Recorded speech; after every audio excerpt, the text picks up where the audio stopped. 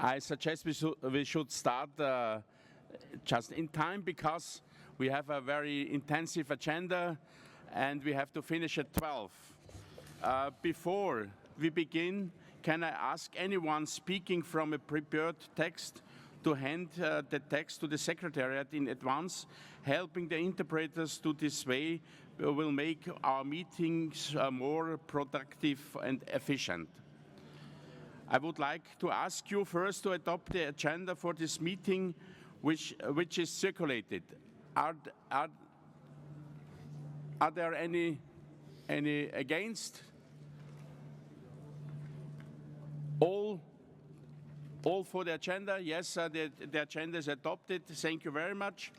We are coming to point 2 of the agenda and to the welcoming remarks by the head of the Turkish delegation to the OSCE Parliamentary Assembly, Mr. Emin Ömen.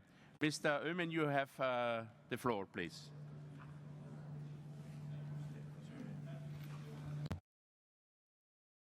Members of the OSCE Parliamentary Assembly, ladies and gentlemen, it's a great pleasure for me to welcome you all in Istanbul for the 22nd annual session of the OSCE Parliamentary Assembly. I'm speaking with the excitement of hosting the annual session for the first time, and due to the advantage of being the host, I would like to shift to Turkish with your permission. Öncelikle İstanbul'a hoş geldiniz. Agit Parlamenter Asamblesi'nin 22. Genel Kurulu'nun Türkiye Büyük Millet Meclisi'nin ev sahipliğinde İstanbul'da düzenlenmesinden fevkalade memnunluk duyuyorum. Asamblemizin değerli milletvekillerinin Helsinki artı 40 teması çerçevesinde yapacakları çalışmanın sonucunda yayınlanacak olan İstanbul Deklarasyonu, Agit'in güçlendirilmesi ve geleceğine yön verilmesi için şüphesiz ki çok faydalı olacaktır. Kıtaları buluşturan eşsiz İstanbul'un birbirinden önemli sayısız konu hakkında farklı düşüncelere sahip biz parlamenterleri de ortak noktalarda buluşturacağına inanıyorum. Her ne kadar topluluğumuz çoğulculuk ve çok seslilik esasları üzerine inşa edilmiş olsa da uluslararası sorunların ve ihtilafların çözümünde uzlaşmanın en önemli faktör olduğu ortadadır. Bölgemizde ve dünyada yaşanan en vahim krizlerden biri olan Suriye konusuna özel önem gösteriyor ve bu krizin ivedilikle sona ermesini arzuluyoruz. Asamblemizin Suriye'de yaşanan ihtilafla ilgili takınacağı tavır, bu insanlık dramının sona erdirilmesinde önemli bir rol oynayacaktır. Topluluğumuzun ana fikrinin güvenlik, insan hakları ve işbirliği olması sebebiyle Türkiye olarak sürdürmekte olduğumuz barış sürecinden de kısaca bahsetmek istiyorum. Bildiğiniz üzere AK Parti iktidarı döneminde kanunlaştırdığımız ve uygulamaya geçirdiğimiz reformlar sayesinde tüm vatandaşlarımızın, özellikle Kürt kökenli vatandaşlarımızın siyasi, insani, kültürel ve sosyal haklarında büyük ilerlemeler kaydedildi. Üstelik halkımızın huzur ve güven içerisinde yaşamasını sağlayabilmek için terörle mücadelede yeni bir yol çizdik. Halklarımızın hak ettiği gibi bir arada omuz omuza yaşamasını sağlayacak bir barış sürecini başlatmış bulunuyoruz. Bu noktada siz değerli meslektaşlarımdan ve AGİTPA üyesi parlamenterlerden beklediğim bu sürece yapıcı yaklaşımınız, destek olmanızdır. Böylesi bir dönemde atılacak yıkıcı her adım hükümetimizin değil, vatandaşlarımıza zarar verecektir. Önümüzdeki hafta siz misafirlerimiz için sadece yoğun bir çalışma sürecinden ibaret olmayacak.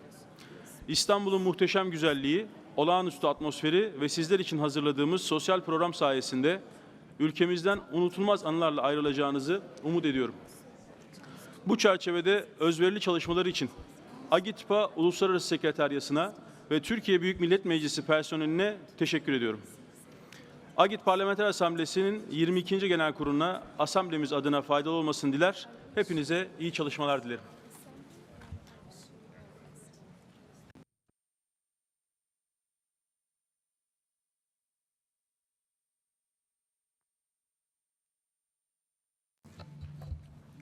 Herzlichen Dank, Mr. Ömen. Und wir kommen zum Punkt 2 der Tagesordnung, zum Bericht des Präsidenten. Meine Damen und Herren, ich darf Sie noch einmal alle herzlich willkommen heißen und ich bedanke mich gleich am Anfang beim türkischen Parlament und beim Sprecher für die herzliche Aufnahme, für die Gastfreundschaft und für die gute Organisation unserer Jahrestagung. Ich werde meinen Bericht kurz halten, denn ich werde heute Nachmittag bei der Vollversammlung meinen Bericht abgeben, sodass ich nicht zu viel Zeit von Ihnen in Anspruch nehme. Ich möchte Sie aber über einige Aktivitäten in den vergangenen Monaten, die wir gemeinsam gemacht haben, vom Sekretariat und ich als Präsident informieren. Im März dieses Jahres habe ich von unserem lieben Freund Riccardo Migliori, der im italienischen Parlament nicht mehr kandidiert hat, die Präsidentschaft übernommen.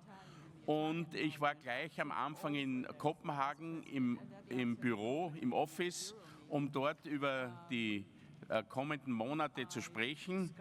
Wir waren dann in Montenegro bei den Wahlen, haben die Wahlen beobachtet und auch unsere Herbsttagung in Budva vorbereitet und bedanke mich auch ganz herzlich bei der montenegrinischen Delegation, beim Präsidenten des Parlaments, Ranko Krivokapic, für die Gastfreundschaft und auch für die Durchführung unserer Herbsttagung in Budva.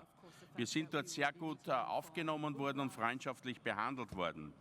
Es war dann das Büro-Meeting in Kopenhagen. Es hat das Transparency-Komitee getagt unter unserem Freund François-Xavier Dedonner. Und wir haben damals vereinbart, Sie wissen ja, dass die Diskussion mit ODIHR, was die Wahlbeobachtungen anbelangt, dass wir 4 Schritte unternehmen. Das erste war, dass ich nach Kiew gefahren bin zum German Office, zu Außenminister Koschara und mit ihm die Situation besprochen habe.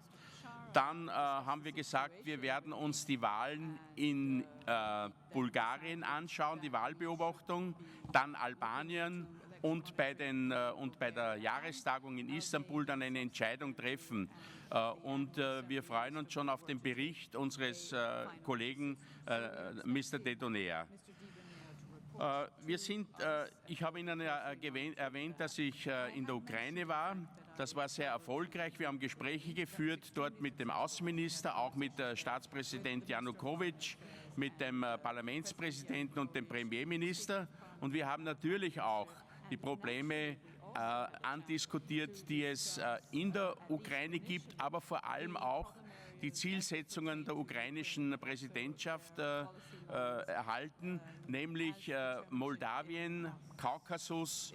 Das sind die 2 Hauptziele, die sich die Ukraine vorgenommen hat, um diese Probleme zu lösen und darüber zu sprechen. Wir waren dann in Georgien, wo unser Kollege João Soares zusammen mit der stellvertretenden Generalsekretärin Tina Schön eine Kaukasus-Mission hatte. Sie haben Armenien, sie haben Aserbaidschan und Georgien besucht. Und wir sind dort in Georgien sehr freundschaftlich empfangen worden. Lieber George, herzlichen Dank dafür. Wir haben gesprochen mit dem Staatspräsident Saakashvili, mit Premierminister Ivanischvili, mit der Außenministerin und dem Parlamentspräsidenten.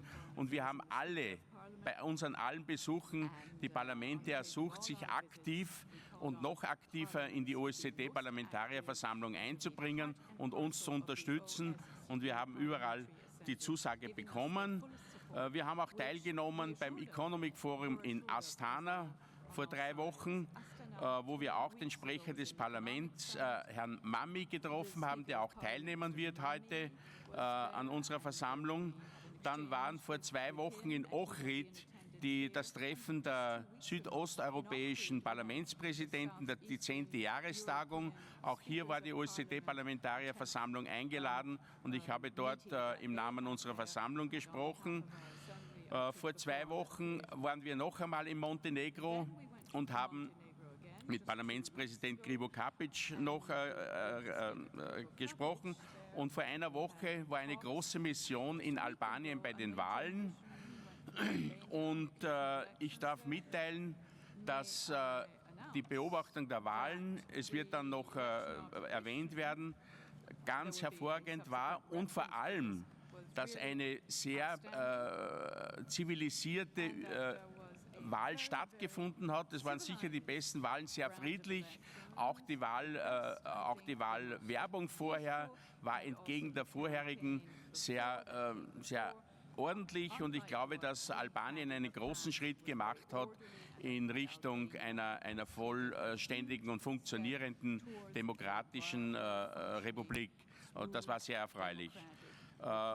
Ja, ich habe auch noch den Generalsekretär Zanier in Wien getroffen und habe ein paar Mal auch das Verbindungsbüro in Wien besucht. Das waren im Wesentlichen die Aktivitäten, und ich glaube, dass es notwendig ist, dass wir uns sehr oft bemerkbar machen, und ich wünsche auch dem kommenden Präsidenten, dass er sich sehr aktiv einbringt. Das ist wichtig, nicht nur für unsere Versammlung, glaube ich, sondern für die ganze Werteskala und Wertegemeinschaft der OSZE. Liebe Kolleginnen und Kollegen, das war mein Bericht. Ich darf Sie bitten, auch weiterhin aktiv mitzutun. Ich freue mich, dass außer Albanien, Mongolien und Usbekistan alle Mitgliedstaaten heute vertreten sind. Also von 57 sind 54 hier. Und ich glaube, das ist ein großes Zeichen der gemeinsamen Arbeit, die wir für unsere Organisation und vor allem für die Werte unserer Organisation machen. Ich bedanke mich sehr herzlich für Ihre Aufmerksamkeit und wünsche dieser Veranstaltung der Jahresversammlung einen guten Verlauf. Und ich bin überzeugt, dass wir die Gastfreundschaft unserer türkischen Freunde noch recht genießen können. Danke vielmals, und wir kommen jetzt zum nächsten Tagesordnungspunkt Nummer 3. Danke. Wo ist meine Agenda? Moment einmal. Moment.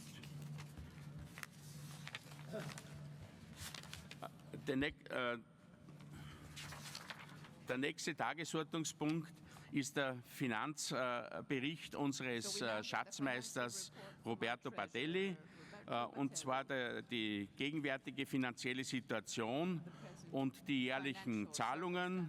Und dann geht es um die Annahme des Budgets für 2013 und 2014.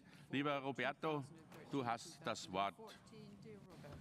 Mr. President, members of the Standing Committee, dear colleagues, ladies and gentlemen, I would like to start by warmly thanking the Turkish Parliament and the head of the delegation, Mr. Önen, for the support provided to our organization by hosting this annual session and providing us with these beautiful premises. Thank you.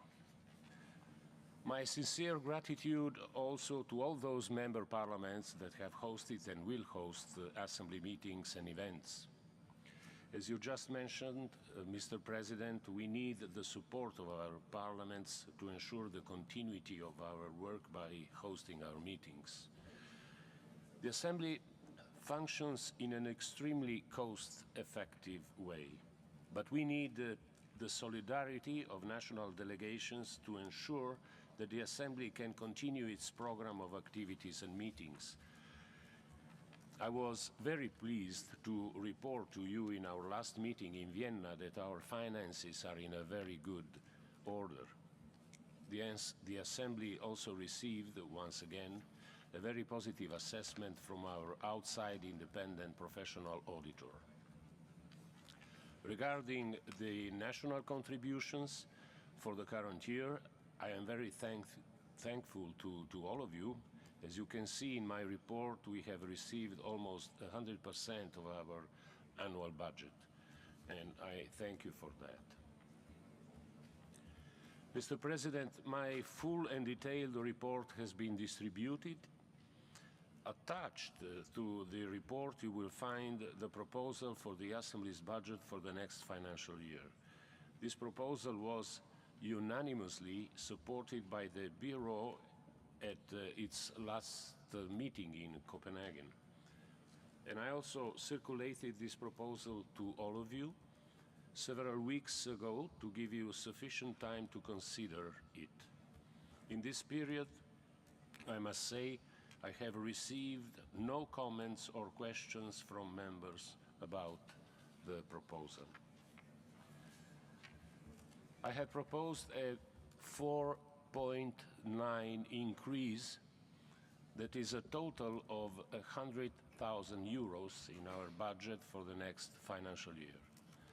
This increase appears unavoidable if we want to continue our level of activities and maintain our staff. Our budget will remain below 3 million euro. I'm sure you will agree with me that given our level of activity, this is a very low budget, also compared to similar interparliamentary international organizations. The following items in the proposed budget would represent the main increases for next year. The amount allocated to election observation is increased by 50,000 euros to reflect the increased expense in this category. As you remember, this was the one category where we were over budget last financial year. Regarding staff expenses, as our total budget has been frozen these past years, the financial situation of the Assembly has not even been subject to inflation adjustments. 3% salary increase for the positions below management is previewed, and it corresponds basically to the inflation index in Denmark and Austria. Dependent educational allowance for expatriate personnel has to be increased due to rising number of children dependents. Other increases in the budget correspond to actual increases in cost of living, including increases in rent for the apartments shared by our research fellows in Copenhagen and Vienna, and health insurance for our staff.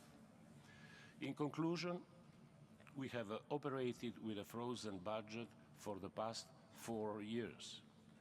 The freezes these past years have been total, and our budget have not even been subject to inflation adjustments.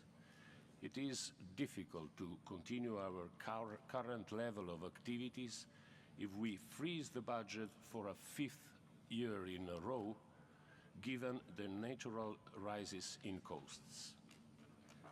I therefore hope that you will support this proposal. And I wish to conclude by thanking our Secretary General and his staff for the good work they do managing our finances. Thank you very much. Of course, I can take any question.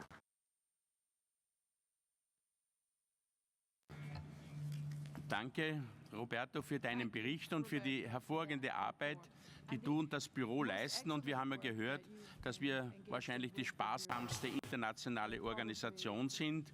Und es geht jetzt darum, dass wir das Budget annehmen. Gibt es dazu Wortmeldungen? Das sehe ich nicht. Dann bitte ich, wer einverstanden ist mit dem Budget, das zugestellt worden ist, das jeder kennt, dann darf ich ein Zeichen mit der Hand ersuchen oder mit der Delegiertenkarte. Danke. Danke. Danke schön. Die Frage, gibt es Gegenstimmen, against? Nobody? No. Okay. Dankeschön, das Budget ist einstimmig angenommen. Ich gratuliere dir recht herzlich, Roberto, und auch dem Büro. Und ich bedanke mich und ich glaube, ich bin überzeugt, dass auch in Zukunft genauso sparsam gewirtschaftet wird wie bisher. Dankeschön. Wir kommen nun zum nächsten Tagesordnungspunkt, Nummer 5, Bericht unseres Generalsekretärs. Und hier würde ich aus Gründen der Zeitökonomie vorschlagen, und das ist auch so vereinbart, dass wir Punkt 10, nämlich Information über die kommenden Meetings der OSCE-Parlamentarierversammlung, in diesen Punkt einbauen, dass sowohl beim Fallmeeting in Budva wie dem Wintermeeting in Wien, aber auch die nächste Jahresversammlung in Baku im Jahr 2014 und die Einladungen für die Versammlung, für die Treffen der Versammlung in der Zukunft, dass wir das in einem behandeln und die jeweiligen Vertreter der Länder auch kurz ihre Stellungnahmen dazu abgeben. Ich glaube, da wird niemand was dagegen haben. Im Zuge der Zeitökonomie ist das am besten. Herr sehr geehrter Generalsekretär, ich darf um den Bericht ersuchen.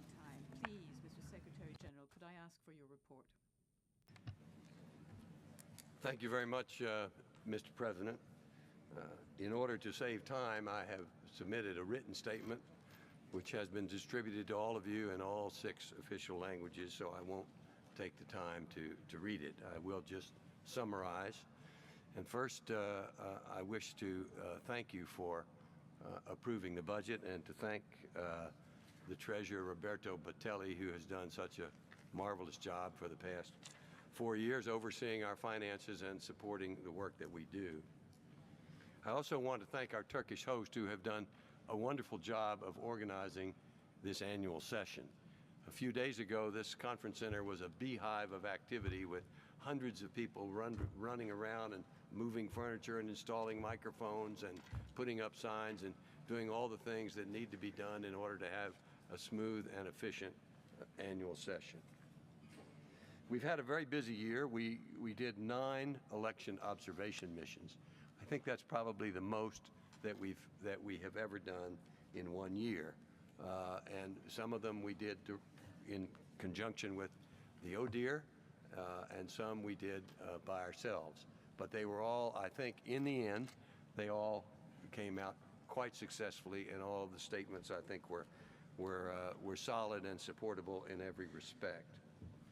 I also want to continue to thank our Danish host and our Austrian host. The Danes, as you know, provide us with a wonderful headquarters in Denmark, which is, if you haven't visited, you're all invited. Many of you have been there. It's a spectacular building, and we have the whole ground floor of buildings that they own and have been renovated. And upstairs, there are 49 apartments for parliamentarians. So directly above us, we have the head of the delegation of Denmark, and we have the foreign minister of Denmark. So I think we probably have more oversight than any other international secretariat. And the Austrian foreign ministry, Austrian government also provides substantial assistance for our office in Vienna. We have I can't say enough about the wonderful staff of this assembly.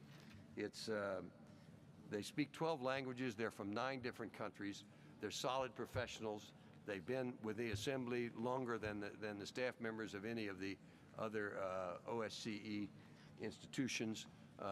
They are multitasked and multi-talented in many ways, and I think they serve you very well, and I'm very proud of the work that they do. We also have, as you know, a great research assistant program. We've now had, I think, nearly 200 research assistants who come to us from different countries, and they stay for 6 months, sometimes up to a year, and then they go on to work in their governments or in OSCE field missions or in politics in their parliaments. At the moment, we have 5 research assistants here from our Copenhagen office. We also have 3 research assistants in our Vienna office, and they provide us with 6 language capability for routine correspondence and reports, and they do a marvelous job of providing the briefing books for the election observation missions. If you haven't, I don't know whether the briefing book that they just produced for Albania is out on the table somewhere, but if it's not, I would commend it to you, but it's a really professional and excellent job, and they prepare our election observation missions very well with their research. I also initiated a new policy this year to try to coordinate more closely with the Secretary Generals of the Parliamentary Assembly of the Council of Europe and the NATO Parliamentary Assembly. So I invited both of my counterparts to come to Copenhagen earlier this year, and they came. We spent a day comparing notes and trying to find ways in which we can cooperate with each other and save time and save money and serve our members well. It was a very successful adventure. The Secretary General of PACE invited us to Strasbourg earlier this month, and the Secretary General of the NATO Assembly will will host us in Brussels sometime in November. And in these meetings, we try to avoid redundancies. We try to avoid scheduling conflicts.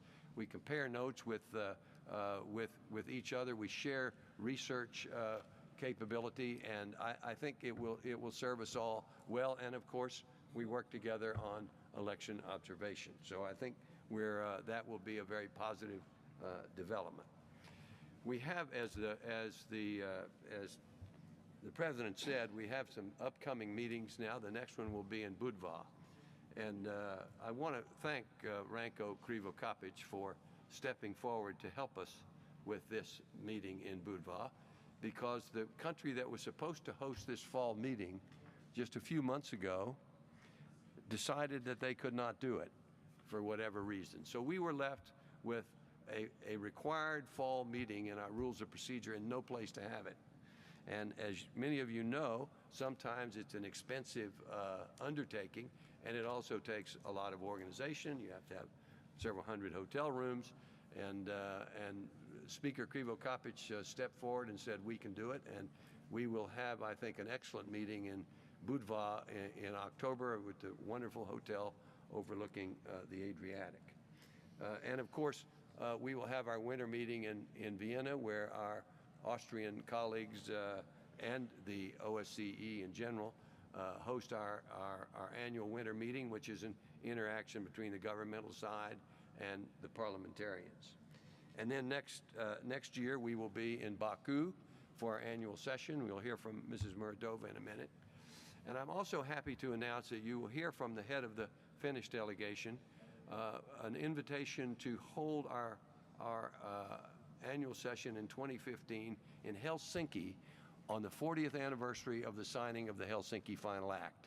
I think that's a very fitting and appropriate place to do it, and we're very grateful for that invitation.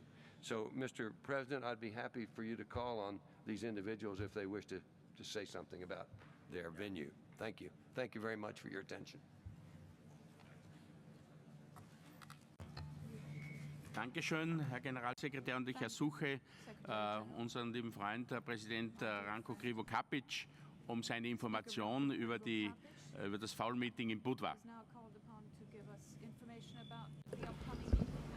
Thanks a lot, Mr. President. It's our privilege to be host second time on the fall meeting. First one was on behalf of Serbia and Montenegro. Now it's just of Montenegro, with a strong cooperation and now with all Balkan countries. And as you know, after Istanbul, the imperial town of the two big civilizations, Justinian and Eastern Romanian Empire, after that, after Ottoman Empire, we are a small country and a small town, but with the history of all empires, including the empire of the Eastern and West. And that's a good place for the meeting of the OSCE parliamentary family. You'll see the culture of all sides on the same place, on the same place. And that's the chance to try to rethinking our organization leading towards anniversary of the Helsinki. I hope so that will be a little bit smaller but enough efficient host after Istanbul, after Turkey, after this unique town. But in any case, we'll try to work hard on that meeting and to try to see something more on this meeting. Probably we'll try to organize reporters from different sides of the world to qualify their view on the future for OSCE. But in any case, let's see. I believe we'll try to be on the level of our friendship and our host from 2005, or a little bit better. Thanks a lot for this privilege, and thanks a lot for all your support, Secretary General, Secretariat, and all our dear colleagues.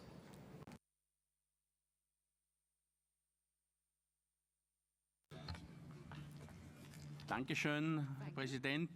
Und ich bitte nun just a moment, Madame Muradova, um Information für die nächstjährige Jahresversammlung der OSZE in Baku. Спасибо, господин председатель.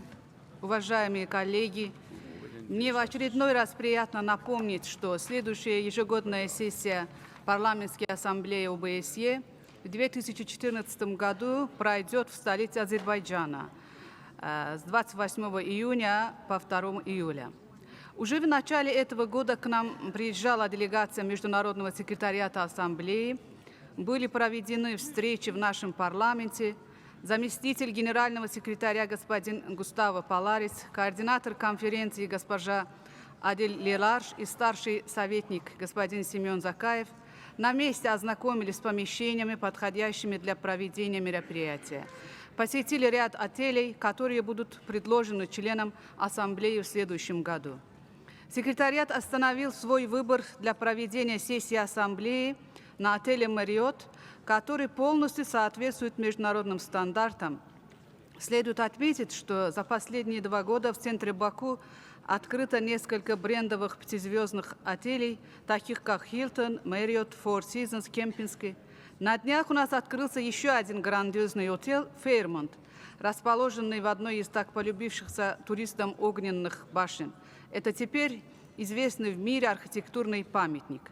Сегодня Фейрмонт – самый большой и самый современный отель Баку, Азербайджана, и созданные в нем условия находятся на высочайшем уровне. Дорогие коллеги, здесь в фойе мы представили информацию о нашем городе, в частности об отелях, с которыми вы можете ознакомиться и выбрать прямо сегодня.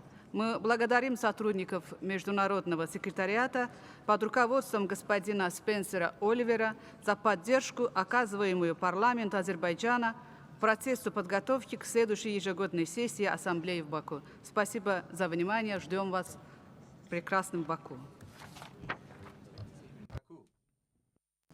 Thank you very much to the Azerbaijan delegation and to Speaker Madame Muratova. And we are looking forward to the next annual session in Helsinki, and I am asking Mr. Kanerva his words, please. Yes, good morning, Mr. President and all the friends, and greetings from Helsinki, city where the whole family was established 75. So Secretary General just mentioned that 4 years since 75, we will reach that 2015. And that is actually basically the idea to invite all of you to come to Helsinki in that specific year. And we are very proud and very happy to invite the whole family to get together in Helsinki 2015. And we feel that it's time to say that welcome home, OSCE PA. Thank you very much indeed and welcome to Helsinki.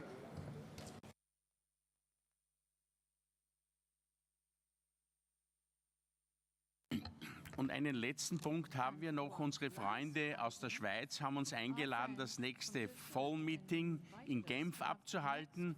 Und liebe Christina, ich bitte Sie um Ihre Information.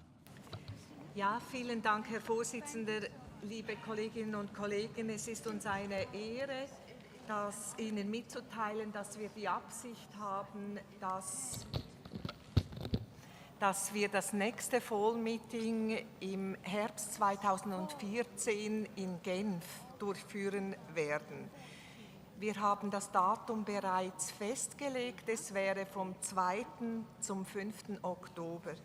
Die Schweiz wird ja nächstes Jahr die Präsidentschaft über die OSCE haben und es ist uns eine große Freude, wenn wir auch die Parlamentarische Versammlung in dieses Jahr mit einbeziehen können. Nächstes Jahr also in Genf. Danke vielmals an die Schweiz für diese nette Einladung. Und ich glaube, wir alle freuen uns schon darauf. You finished? Expecting a lot from this. Thank you very much, Mr. President. I just want to say that organizing these annual sessions and fall meetings is the main work that we do. Many of you have already hosted annual sessions and some fall meetings. but there are many countries who have not yet stepped forward to host an annual session or a fall meeting. And sometimes you have to, if you want to have a successful meeting, you really need to start 2 or 3 years out in order to have the hotel rooms and the facilities that are available. So I would just hope that those of you who have not yet hosted a meeting will consider to do so in the future. And I want to thank those who have hosted and those who will host during the next 1.5 or 2 years. Thank you very much. Thank you, Mr. President, and thank you for your support. Thank you very much, Mr. Secretary General, and also thank you to you and to your office for the excellent job you do in Copenhagen and in Vienna, and your colleagues. Once more, thank you very much. Dear colleagues, we are on point 6 of our agenda, practical and procedural matters for the 22nd annual session. The members of the Standing Committee will note the following, please. The deadline for nominations of Assembly officers will be 10 a.m. on Tuesday, the 2nd July. 10 a.m. Tuesday, 2nd July is the deadline of nomination of Assembly officers. And the elections for Assembly officers will be held on the morning of Wednesday, 3rd July, between 9 a.m. and 11 a.m. Is there a possibility if someone passes to vote earlier? I can say yes. Yes, please. Secretary General will explain also for those they will go away before. For those who need to vote early, after the deadline for presidents and vice presidents has passed on Tuesday, July the 2nd, the Bureau will meet to certify the candidacies to determine whether they have the appropriate number of signatures, and then will approve the candidacies and make the ballots. We can't vote until we make the ballots. So probably around 12 o'clock on Tuesday, for those who have to leave early for urgent parliamentary business, the head of your delegation needs to write a letter to the President saying that you have to do so, and you will be able to be given a ballot which will be held overnight in the safe until and counted with all the others the next day. So the earliest you'll be able to vote will be on Tuesday at about 12 o'clock. Any questions? No? And I also will note ratification of the membership of the general committees. In accordance with paragraph 2 of Rule 36 of the Rules of Procedure, membership of the general committees shall be ratified by the Standing Committee or the Bureau. All delegations have been reminded of the request of the Standing Committee that the distribution of members between the 3 general committees should be as equal as possible. The Secretary General has indicated to me that these rules have been observed, and the Secretariat has distributed voting cards for the 3 committees in accordance with as equal as division as possible to comply with us. It's okay? Any questions? No. We are on the very important point, 6.2, supplementary items. In accordance, dear colleagues, with Rule 21 of the Rules of Procedure, the agenda of the annual session may be supplemented by an item or a motion on any matter within the competence of the OSCE, which does not relate directly to subjects proposed by the general rapporteurs to the 3 committees. The International Secretariat has received a total of 235 valid amendments to the draft resolutions and supplementary items. You will already have received a list of draft resolutions and their respective number of amendments, as well as the supplementary items and the number of amendments to each of them. So you have some idea of the potential of workload with the Assembly and its committee face. 28 supplementary items have been submitted in accordance with Rule 21 of the Rules of Procedure. It is for the Standing Committee to decide by a 2/3 majority of votes cast whether to place a supplementary item on the agenda of the Assembly.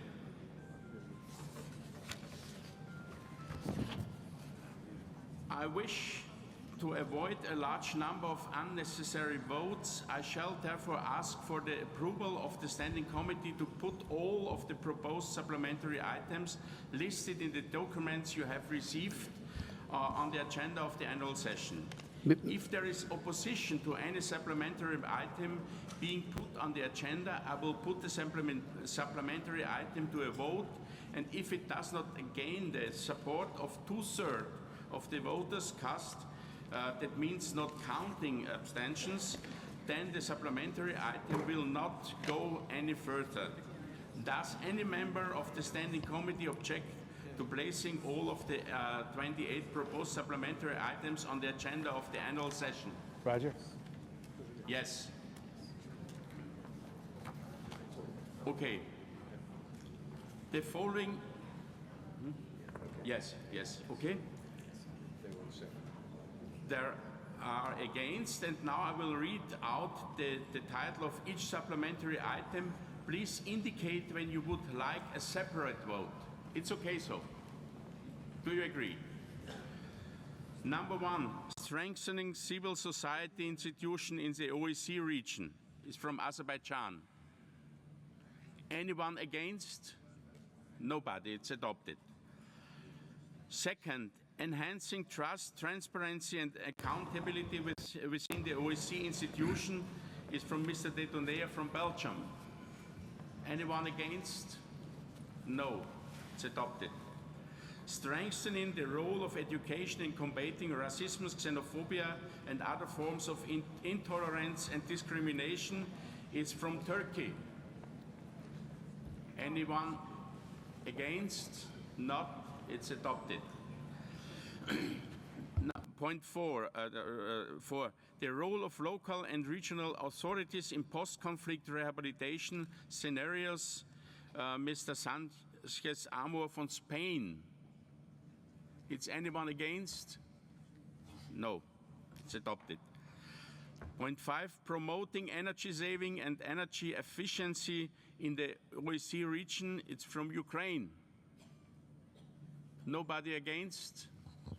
It's adopted.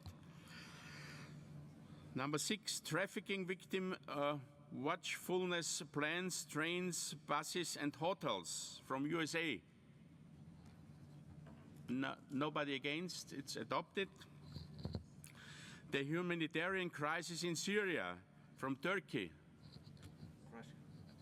Russian and Armenia are against, but it's not. You want the floor? You want to have the floor? Yes, please. You have the floor. And you too. You want it? Okay. Уважаемые коллеги, в дополнительном пункте гуманитарный кризис в Сирии не нашли своего отражения международно согласованная, в том числе при участии Турции, платформа содействия мирному политическому урегулированию сирийского кризиса. Женевское коммюнике от 30 июня 2012 года, а также достигнутые в Москве 7 мая сего года российско-американские договоренности о совместной работе по созыву Международной конференции по Сирии «Женева-2». Иными словами, ситуация принципиально и кардинально изменилась, а в резолюции эти изменения своего отражения не нашли. Таким образом, вот в предложенном виде дополнительный пункт «Гуманитарный кризис в Сирии» уже не отражает возникших в последнее время новых реалий. И его принятие, по мнению российской делегации, было бы контрпродуктивным, поскольку не способствовало бы поощрению сирийцев поиском новых общих знаменателей для разрешения кризиса и нормализации обстановки, а наоборот, подталкивала бы их к продолжению вооруженной конфронтации. Мне кажется, что парламентская ассамблея на этом этапе ни в коем случае не должна этого делать. Поэтому я автору резолюции предложил снять ее с обсуждения и учесть новые принципиальные реалии, которые сегодня сложились в мире. Спасибо. Надеюсь на поддержку постоянного комитета. Thank you. The colleague from Armenia has the floor, please. Уважаемый господин председатель, я хотел бы зачитать пункт 7. Коммюнике лидеров G8. Лох-Эрнское коммюнике от 18 июня 2013 года. Так вот, пункт 7 гласит: мы решительно поддерживаем предложение по созыву конференции в целях достижения политического решения, принимающего драматические формы конфликта в Сирии путем реализации в полном объеме Женевского коммюнике 2012 года. Мы предоставим существенные взносы в ответ на недавний призыв ООН о оказании гуманитарной помощи Сирии. Мы самым решительным образом осуждаем любое использование химического оружия и любые нарушения прав человека в Сирии. Мы готовы взять на себя лидирующую роль в вопросах международной поддержки, обеспечения безопасности Ливии, ее перехода и так далее. Я думаю, что парламентская ассамблея ОБСЕ должна всецело поддержать этот пункт коммюнике лидеров G8. К сожалению, тот пункт, который представлен на рассмотрение парламентской ассамблеи ОБСЕ уважаемым представителем турецкой делегации, идет полностью вразрез с этим коммюнике. Так что я присоединяюсь к голосу моего российского коллеги и предлагаю снять этот вопрос с обсуждения. Спасибо. Thank you.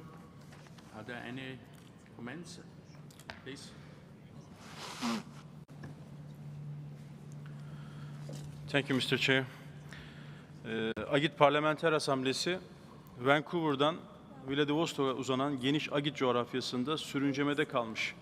Tüm ihtilaflar başta olmak üzere kapsamlı güvenlik kavramını yakından ilgilendiren meselelerinin çözümüne örgütün kurucu belgelerinde yer alan ilke ve değerler temelinde her zaman önemli katkılar sağlamıştır. Uluslararası toplumun vicdanının sesi olmak şeklinde nitelendirilebilecek bu tutum, aynı zamanda temsil ettiğimiz halklar tarafından bizlere verilen bir görev ve sorumluluktur. Hepinizin bildiği gibi Agit'e komşu bir ülkede, Suriye'de tüm dünyanın gözü önünde son 27 aydır bir insanlık trajedisi yaşanmaktadır. Rejimin daha fazla özgürlük ve demokrasi talebini dile getiren Suriye halkına yönelik sınır tanımayan şiddeti artık günümüzde etnik temizlik, kitlesel katliam ve kimyasal silah kullanımı kavramlarıyla anılmaktadır. 100 binden fazla masum sivilin katledildiği bu ihtilaf, Orta Doğu'da kırılgan dengeler üzerine kurulan istikrar ve güvenlik ortamında ciddi şekilde tehdit etmektedir. Suriye halkının talep ve beklentileri meşruiyetini ve gücünü evrensel değerlerden almaktadır. 20 yılı aşkın bir süredir söz konusu değerlerin savunuculuğunu yapan parlamenterler olarak Suriye'de yaşanmakta olan mezalime kayıtsız kalmamız mümkün değildir. Bu anlayıştan hareketle hazırlanan ve halihazırda birçok üyenin desteğini almış olan Suriye'de insani kriz başlıklı karar taslağının kabulü, Agitpa'nın süre giden trajediye tepkisini ortaya koyacak olması bakımından da büyük önem taşımaktadır. Çok teşekkür ediyorum.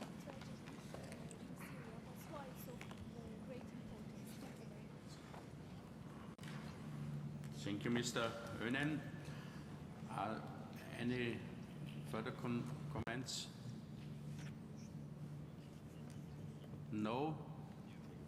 Now we will go to vote for this point. Who is against this point? Who is against this point? So that's less than 1/3, and the supplementary item is adopted. Thank you.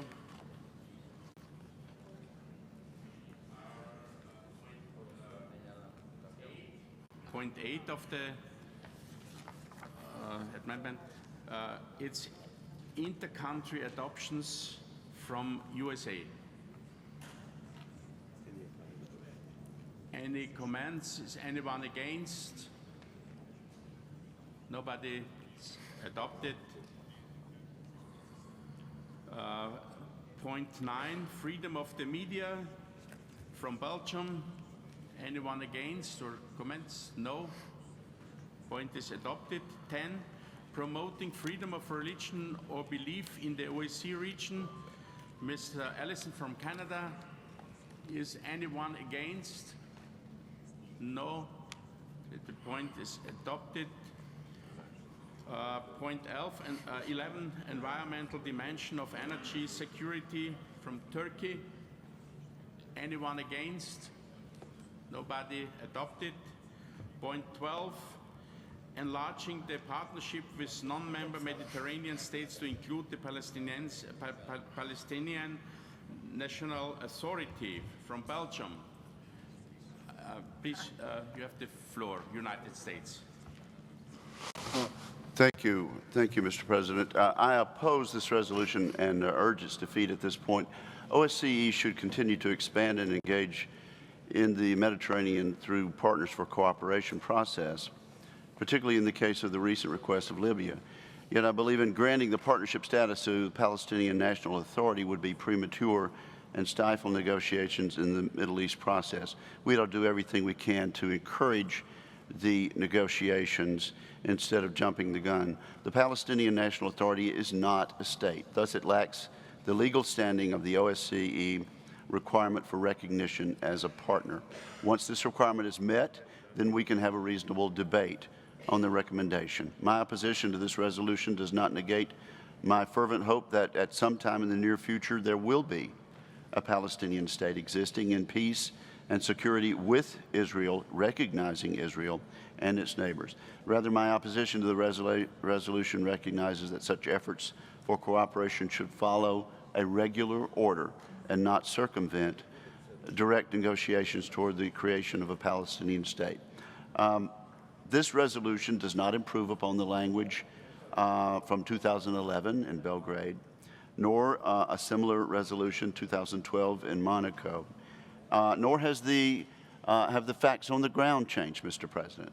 So it seems to me at this point that this would be the forum for us to prevent a third and repetitive resolution from going forward this year, and I urge my colleagues to defeat the resolution. Thank you. Thank you. Colleague from Denmark, from Norway, excuse. Yes, I just want to say that in principle I agree with my American colleague, and I don't want to see the resolution adopted, but I would like to debate it in full in the relevant place and have a good debate about it. So I will not support his proposal to not send this resolution to proper discussion. Thank you. The next is a colleague from Kazakhstan. Please, you have the floor.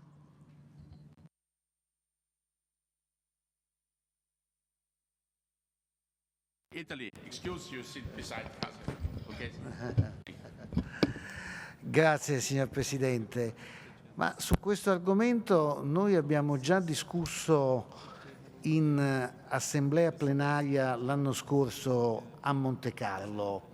Rispetto ad allora il riconoscimento dell'entità statuale palestinese ha fatto passi avanti nelle organizzazioni internazionali, per esempio delle Nazioni Unite.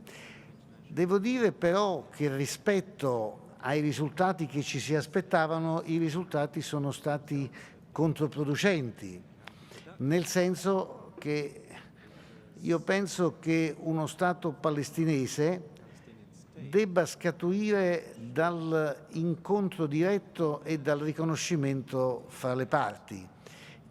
Invece i documenti delle Nazioni Unite e speriamo non dell'OSCE hanno avuto l'effetto contrario. Da questo punto di vista le preoccupazioni del collega americano mi sembrano giuste e sensate. L'anno scorso a Monte Carlo noi decidemmo di soprassedere in assemblea alla discussione di questo supplementary item o di uno di questo tipo. Per queste ragioni non penso che lo si può anche discutere in assemblea plenaria, però sarebbe meglio rinviarlo.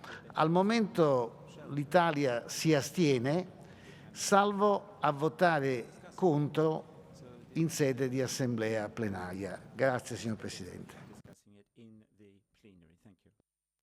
Thank you. Any further comments? No. So we will vote about this supplementary item. Who is against? 1, 2, 3, 4, 5, 6. 1, 2, 3, 4, 5, 6, 7. 7 are against. And abstention? 1, 2 abstentions. 3, 4 abstentions. The supplementary item. And who is for? Please, for this point. Please, everyone, who is in favor of this point? Please, all they are in favor. Please hand up your card.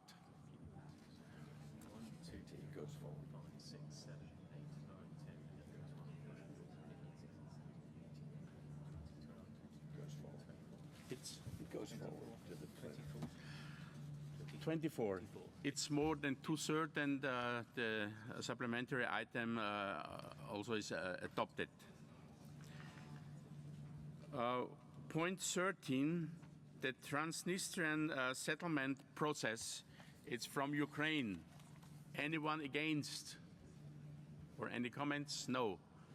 So this point 13 is adopted. 14, cybersecurity from Estonia. Anyone against? No. Thank you. It's adopted. Number 15, the Arctic from Sweden.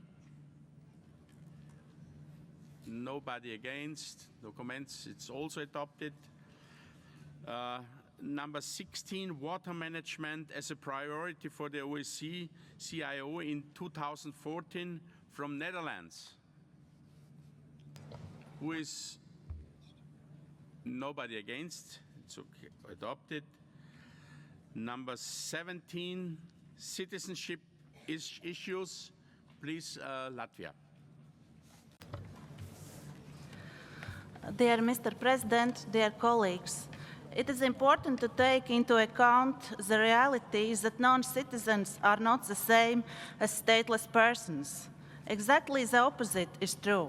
Non-citizens belong to a country because they have been given many economic, political, and other rights. On the international arena, the terms stateless persons and term non-citizens must be used accurately, and the two terms cannot be interchanged. While the Russian Federation confuses these two categories and modifies the facts in the supplementary item they have proposed, we, as OSCE parliamentarians, cannot support it. The aim of this supplementary item is not to improve the situation of stateless persons, but rather to change the citizenship laws and the procedure for acquiring citizenship in other countries, for example, in Latvia and in Estonia. By proposing this, Mr. Kovalyov and the Russian Federation are also treating unequally to the migrants that have arrived in the last 20 years. But such unequal treatment is not acceptable. Therefore, I urge you to vote against putting this supplementary item on the agenda for the Istanbul session. Thank you for attention.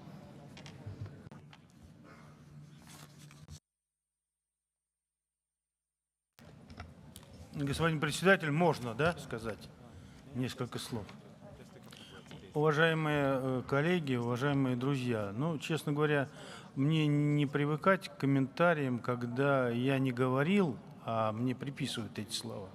Но в данном случае в резолюции четко написано обращение ко всем. Давайте мы сделаем так, чтобы не граждан в наших странах, в странах ОБСЕ было как можно меньше. Давайте мы узаконим их права и сделаем максимум для того, чтобы они стали гражданами наших стран. И не более того. Поэтому странно слышать, что эта резолюция относится к какой-то стране или направлена на дискредитацию кого-то, или носит характер предвзятости. Ничего подобного. Еще раз, почитайте внимательно резолюцию. Это призыв ко всем. Сделаем все возможное, чтобы люди, проживающие на территории наших государств, обладали равными правами, чтобы по максимуму можно было защитить права человека в наших странах, в наших государствах. И все. И более ничего. Поэтому никаких смешений понятий иммигрантов, ни граждан Российская Федерация не допускает. Вы не найдете ни полслова на эту тему в резолюции, ни намека. Поэтому я прошу не просто включить в повестку дня, но и очень прошу каждого из вас поддержать эту резолюцию. Она направлена прежде всего на обеспечение прав человека в наших странах. Мне кажется, это святая обязанность Парламентской ассамблеи ОБСЕ.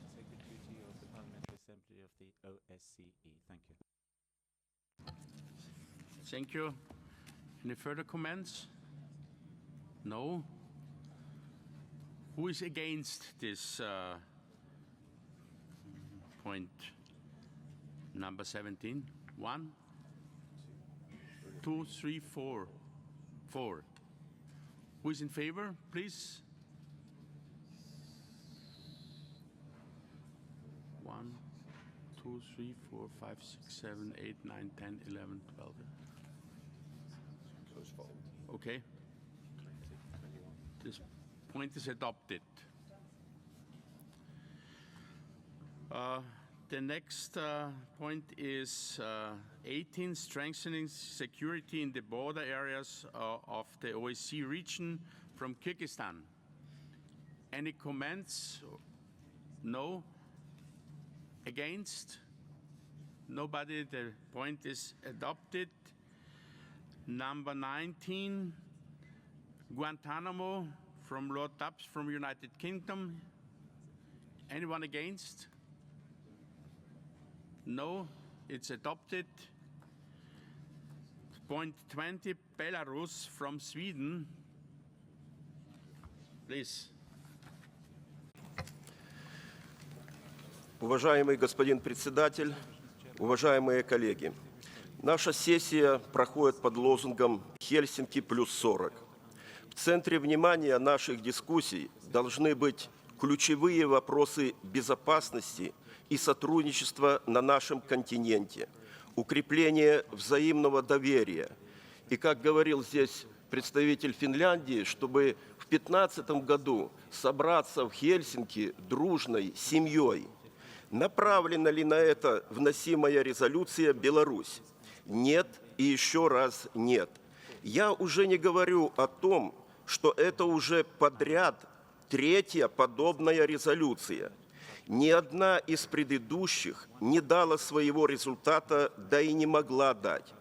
Мы последовательно демонстрируем открытость к сотрудничеству и диалогу, разъясняем нашу позицию по всем вопросам. Но мы не ученики, и никто не должен выступать в роли учителей. Мы твердо выступаем за права человека и соблюдение основополагающих свобод. Но может ли автор проекта назвать страны, где бы все права и свободы соблюдались, из которые могли бы послужить примером всем остальным? Сомневаюсь. Да и ситуация сегодня подтверждает это. Более того, вносимая резолюция подрывает активно набирающую динамику взаимовыгодного диалога Беларуси с европейскими партнерами, в том числе в сфере демократизации, свободы прессы и так далее. является абсолютно необъективной, предвзятой и неконструктивной. Предлагается исключить ее из повестки сессии. Спасибо.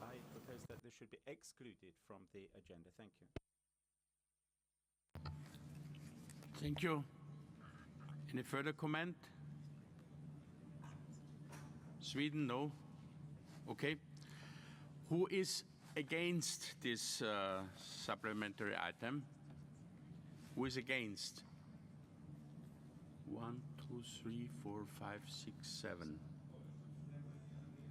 That's okay. And in favor?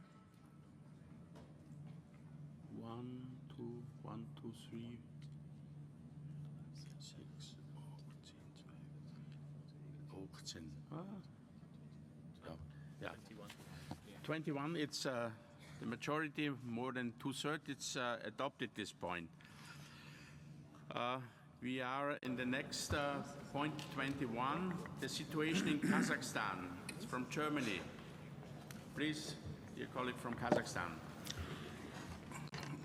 Уважаемый господин председатель, уважаемые коллеги, парламентская делегация Республики Казахстан выражает признательность разработчикам проекта резолюции за их неподдельный интерес к политической ситуации в нашей стране и последствиям событий, которые произошли в декабре 2011 года в городе Жангузен. Но за прошедшие 1,5 года правительство Казахстана приняло действенные и беспрецедентные меры не только по расследованию данных инцидентов, но и по решению важных социальных вопросов, которые стали причиной происшедшего.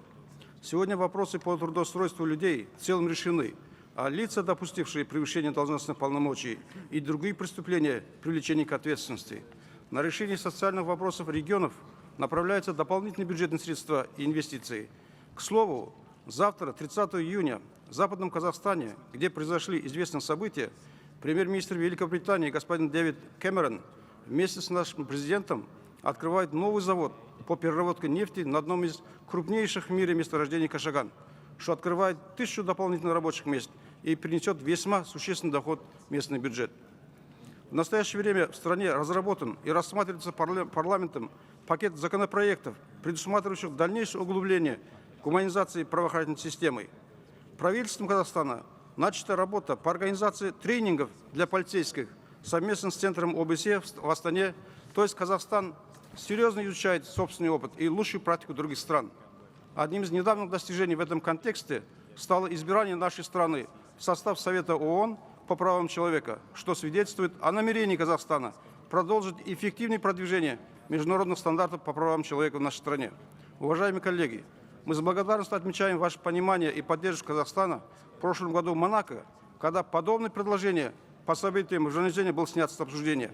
Сегодня мы призываем вас, члены парламентской ассамблеи, сосредоточиться на совместных усилиях по преодолению наших общих проблем, а не способствовать проявлению новых разделительных линий на пространстве ОБСЕ.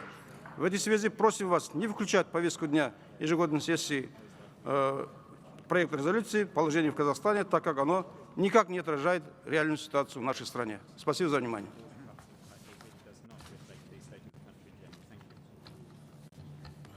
Thank you for this information.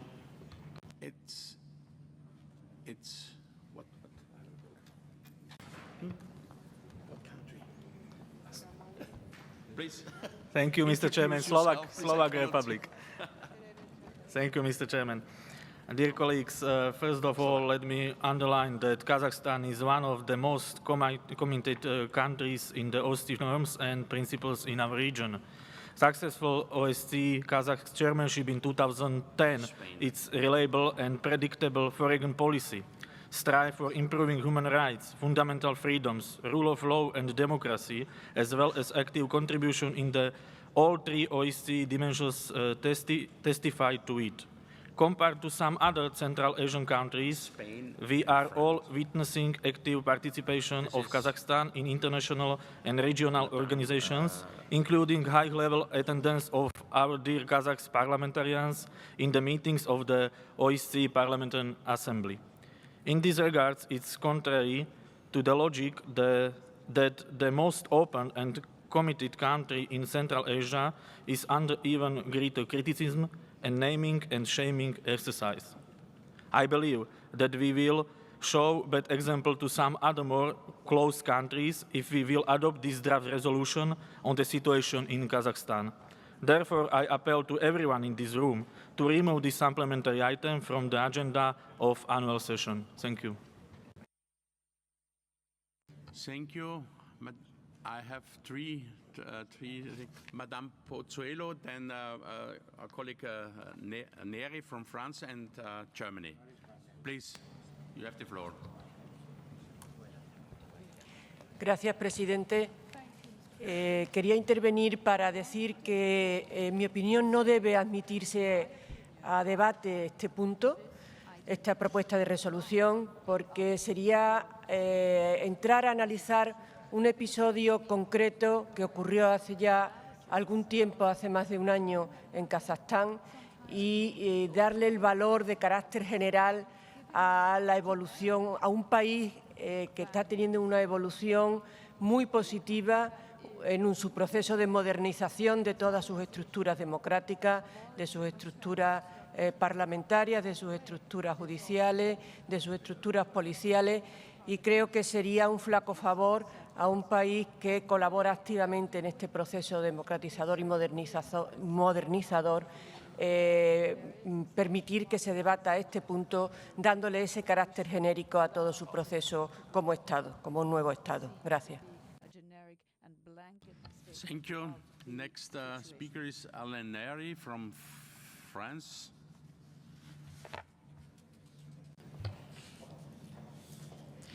Oui, Monsieur le Président, merci.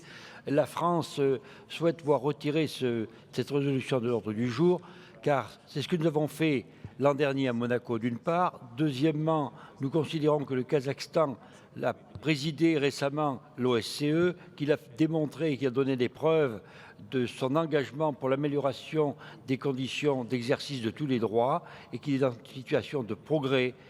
Et à ce titre-là, nous pensons que ça ne suffirait pas donner une bonne indication de notre souhait de voir continuer son action.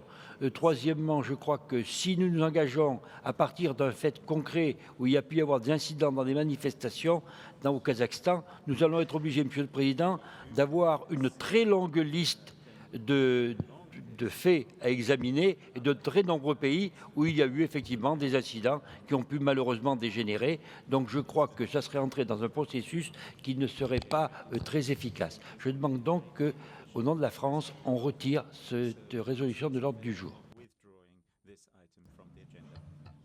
Merci. Germany, please. Vielen Dank, Herr Präsident.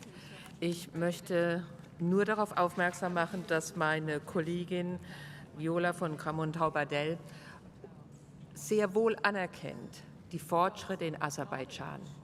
Und es ist auch erstaunlich, was das Land in relativ kurzer Zeit alles auf den Weg gebracht hat. Nichtsdestotrotz geht es ihr auch um die persönlichen Schicksale dieser Menschen, die sie erleiden mussten als Mitglieder von NGOs.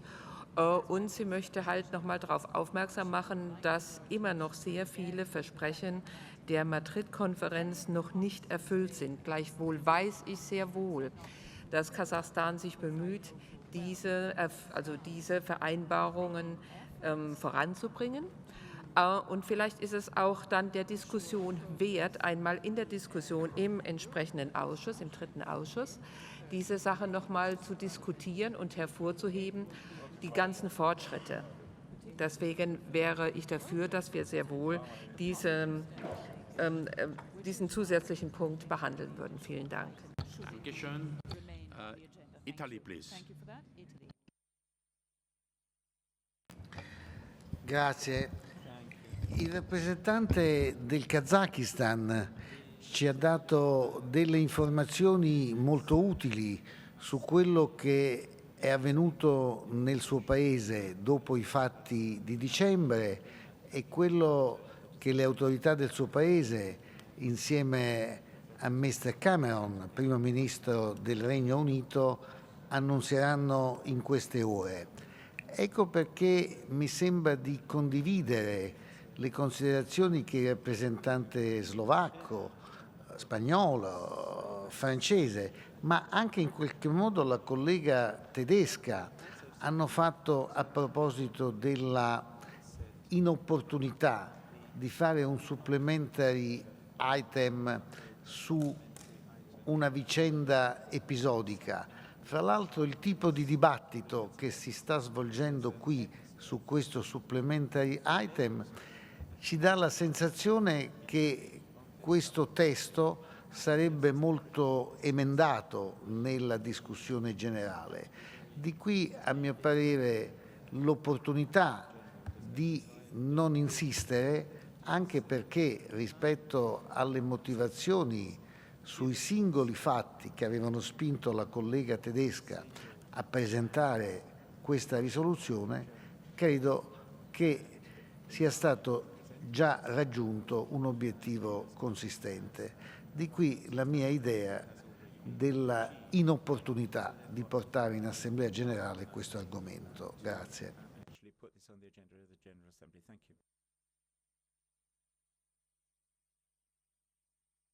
Thank you, Madam Muratova. Please, from Azerbaijan. Çox təşəkkür edirəm, Sayın Prezident. Mən də məndən əvvəl konuşan həmkarlarımın fikirlərinə qoşuluram və hesab edirəm ki, bir ölkənin və tarixində baş vermiş, gündəlik həyatında baş vermiş hansısa konkret bir məsələ ilə əlaqədar bizim qətnamə müzakirə etmək və qəbul etmək üçün o qədər də vacib saymıram bunu. Ona görə ki, o məsələlər mənə elə gəlir AGİTPA'nın gündəliyinə gəlməlidir ki, o məsələlər bütövlükdə bölgəni, bütövlükdə ATƏT bölgəsini və bizim üçün ümumi olan məsələləri əhatə edir. Və Qazaxıstanın inkişafı, xüsusilə AGİTPA işinə verdiyi töhfələr bizim hər birimizə yaxşı bəllidir.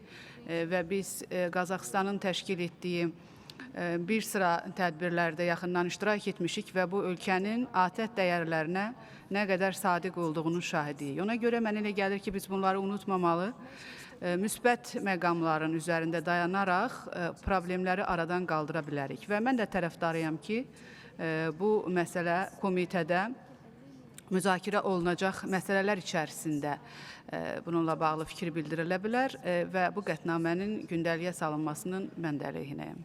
Təşəkkür edirəm.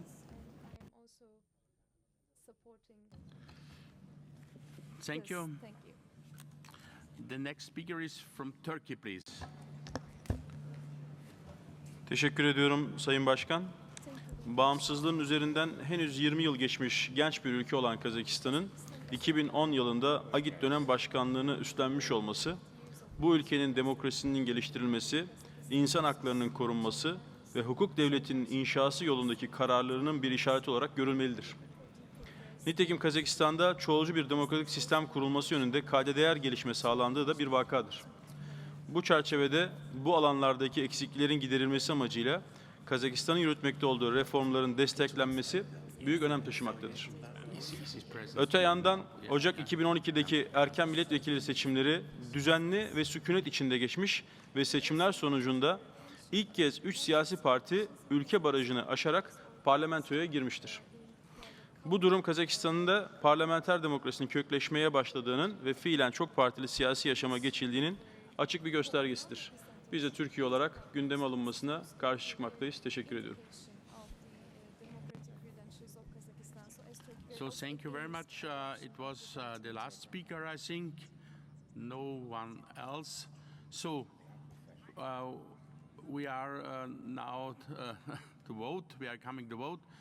Who is in favor of this proposal? Who is in favor, please? Who is...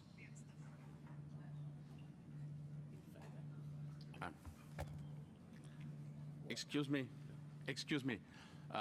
First, I'm asking you who is against, please. Who is against adopting? Who is against? 1, 2, 3, 4, 5, 6, 7, 8, 9, 10, 11, 12.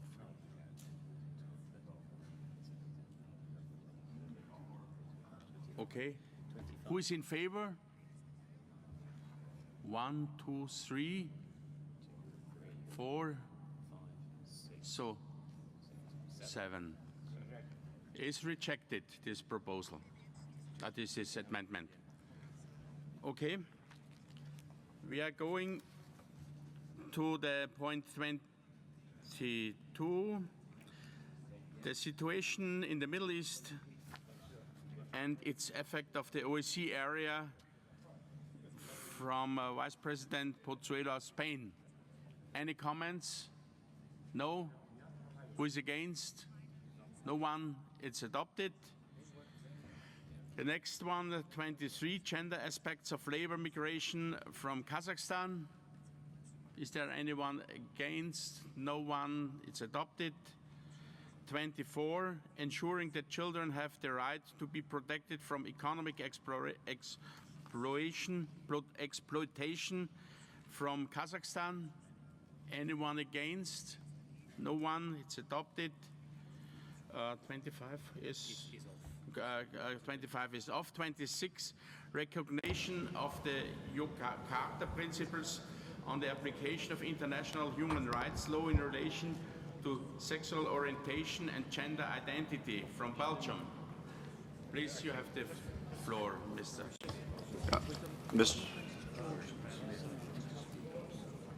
Mr. President, Congressman Chris Smith will speak as the deputy head of the delegation. Okay. Yes, please. Please, Mr. Thank you very much, Mr. Chairman and distinguished colleagues. The United States respectfully asks that members of the Standing Committee not approve, I say again, not approve item 26, recognition of the so-called Yogyakarta principles. The homosexual, sexual orientation, gender identity viewpoints promoted by Yogyakarta are highly controversial and are already the subject of profound disagreement among OSCE states and nations around the world. Yogyakarta has absolutely no standing in international law and was not negotiated by states. As a matter of fact, its provisions contradicts existing OSCE commitments with regards to religious freedom and freedom of expression. According to Principle 29 of Yogyakarta, nations must establish new, quote, criminal, civil, and administrative procedures and penalties for numerous new alleged crimes perpetrated on the basis of actual or perceived sexual orientation or gender identity. What does that mean, Mr. Chairman? No one knows for sure, but according to Principle 18, for example, anyone who provides, quote, medical or psychological treatment or counseling designed to treat sexual orientation and gender identity as conditions to be treated or cured commits a crime of medical abuse. Thus, if a clergyman counsels a person on gender identity in a way that does not affirm that situation, he or she commits medical abuse and is liable for criminal prosecution and can be punished with jail and ruinous fines. Also, Principle 21 states that thought, conscience, and religious rights may not be invoked by the state to justify laws, policies, or practices that someone construes to discriminate on the basis of sexual orientation. How will Principle 21 affect a church, synagogue, or mosque's refusal to perform homosexual weddings? Will they too be construed to be criminal offenders?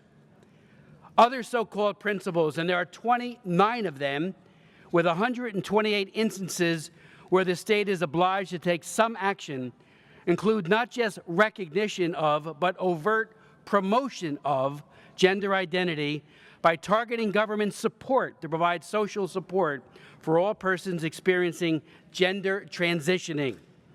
Additionally, Mr. Chairman, Principles 13 and 17 make clear that states must take all necessary legislative, administrative, and other measures to facilitate access to body modifications. It doesn't say they may do it, they must do it. Sex change operations, for example. On adoption, Principle 24 not only promotes unfettered homosexual adoption, but significantly weakens current international law.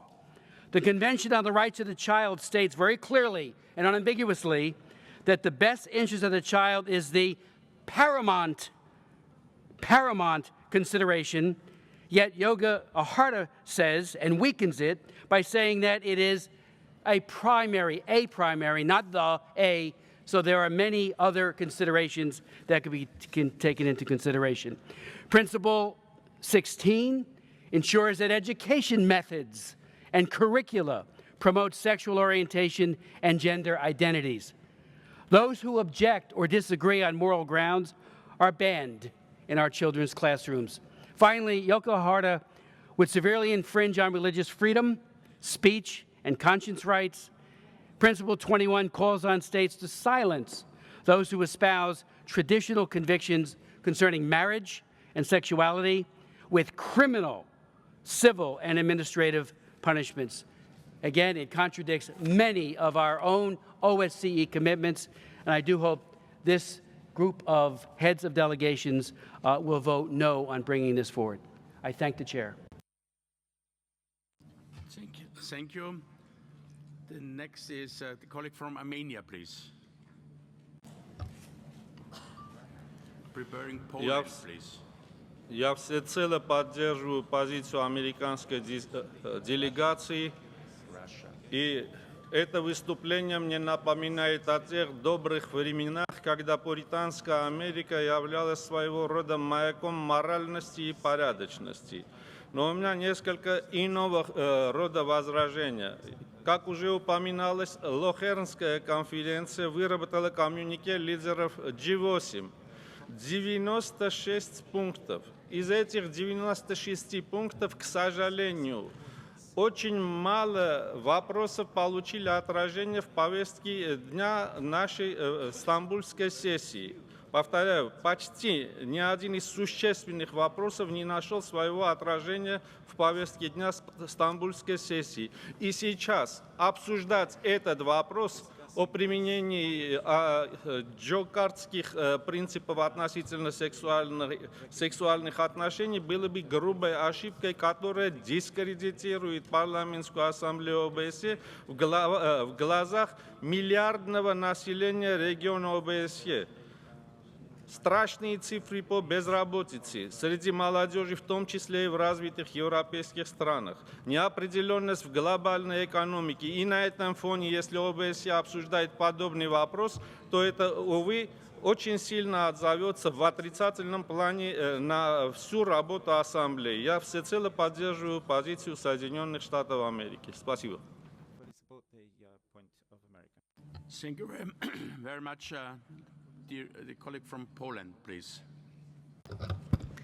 Dear colleagues, I would like to ask you to withdraw from the agenda of this annual session this supplementary item. In this draft resolution, the Parliamentary Assembly calls on the OSCE to recognize the 29 Yoga Harta principles, which are, however, against the Polish constitutional regime. They are contrary to several rules of our constitution, inter alia rule of the social justice, freedom on religion and rights of parents, protection of marriage and family. I would like to ask you colleagues to withdraw it from our agenda and not debate on the resolution, which is against the constitutional regime of at least one of the participating states. Furthermore, sexual orientation and gender identity are not defined in official documents adopted by OSCE, United Nations, or any intergovernmental organizations. We cannot use these terms in this resolution. Thank you. Thank you. Next is colleague from Italy preparing a Russian Federation. Please. Grazie signor Presidente. Ma il collega americano ha avanzato molti argomenti di merito contro l'adozione di questi 29 principi. Io non vorrei che si seguisse questa strada, preferirei fare una considerazione di metodo. La considerazione di metodo è che l'OSCE ha una sua autorità, diciamo di codice in materia di human rights. Da questo punto di vista non si può diminuire il rango di un'organizzazione come l'OSCE a farsi altoparlante di questa o quella organizzazione non governativa, di questa o quella carta dei principi. Quindi proprio per non immergerci in una discussione con scarso costrutto, come quanto questi 29 principi uno per uno siano compatibili con i testi costituzionali e l'argomento della collega polacca, io penso che in via di metodo sarebbe opportuno non esagerare e quindi non portare all'attenzione della discussione generale questo documento. Per quello che riguarda i principi, i grandi principi di libertà, di non discriminazione, ovviamente anche in materia di orientamento sessuale, l'OSCE ha già una sua autorità. Questa autorità non diverrebbe maggiore discutendo quei 29 principi. Grazie. Thank you. The last speaker now is the colleague from Russian Federation. Спасибо, господин председатель. Уважаемые коллеги, мне нравится ход нашей дискуссии. Мне кажется, очень мы внимательно относимся к каждому пункту повестки дня. И это обнадеживает тут начало нашей работы. Я надеюсь, что и дальше мы будем столь же объективны к каждому пункту. Я всего лишь хочу подчеркнуть юридическую составляющую документа. В резолюции, которая, на наш взгляд, является абсолютно неприемлемой, выделяется одна группа людей, представители ЛГБТ, и вот эта группа выделяется в привилегированную социальную группу, в ущерб, как нам представляется, остальным группам. Поэтому я подчеркиваю, что в международном праве у нас нет определения понятий гендерная идентичность и сексуальная ориентация. Кроме того, в ОБСЕ отсутствует консенсус по данному вопросу среди государств-участников. И, кстати, наша сегодняшняя дискуссия это еще раз продемонстрировала и подчеркнула. Поэтому с учетом разных традиций в различных странах, сейчас я предлагаю эту резолюцию также снять с рассмотрения, присоединяюсь к мнению моих коллег, которые высказывали это же мнение. Спасибо. Thank you. I don't have further remarks, and so we are coming to vote. Who is against this point we discussed? Who is against, please? 1, 2, 3, 4, 5, 6, 7, 8, 9, 10, 11, 12.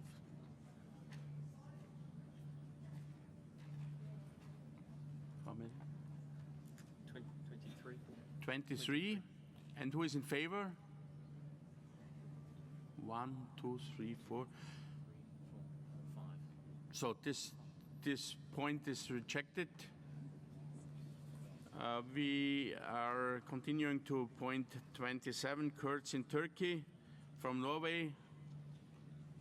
Are there any comments, please?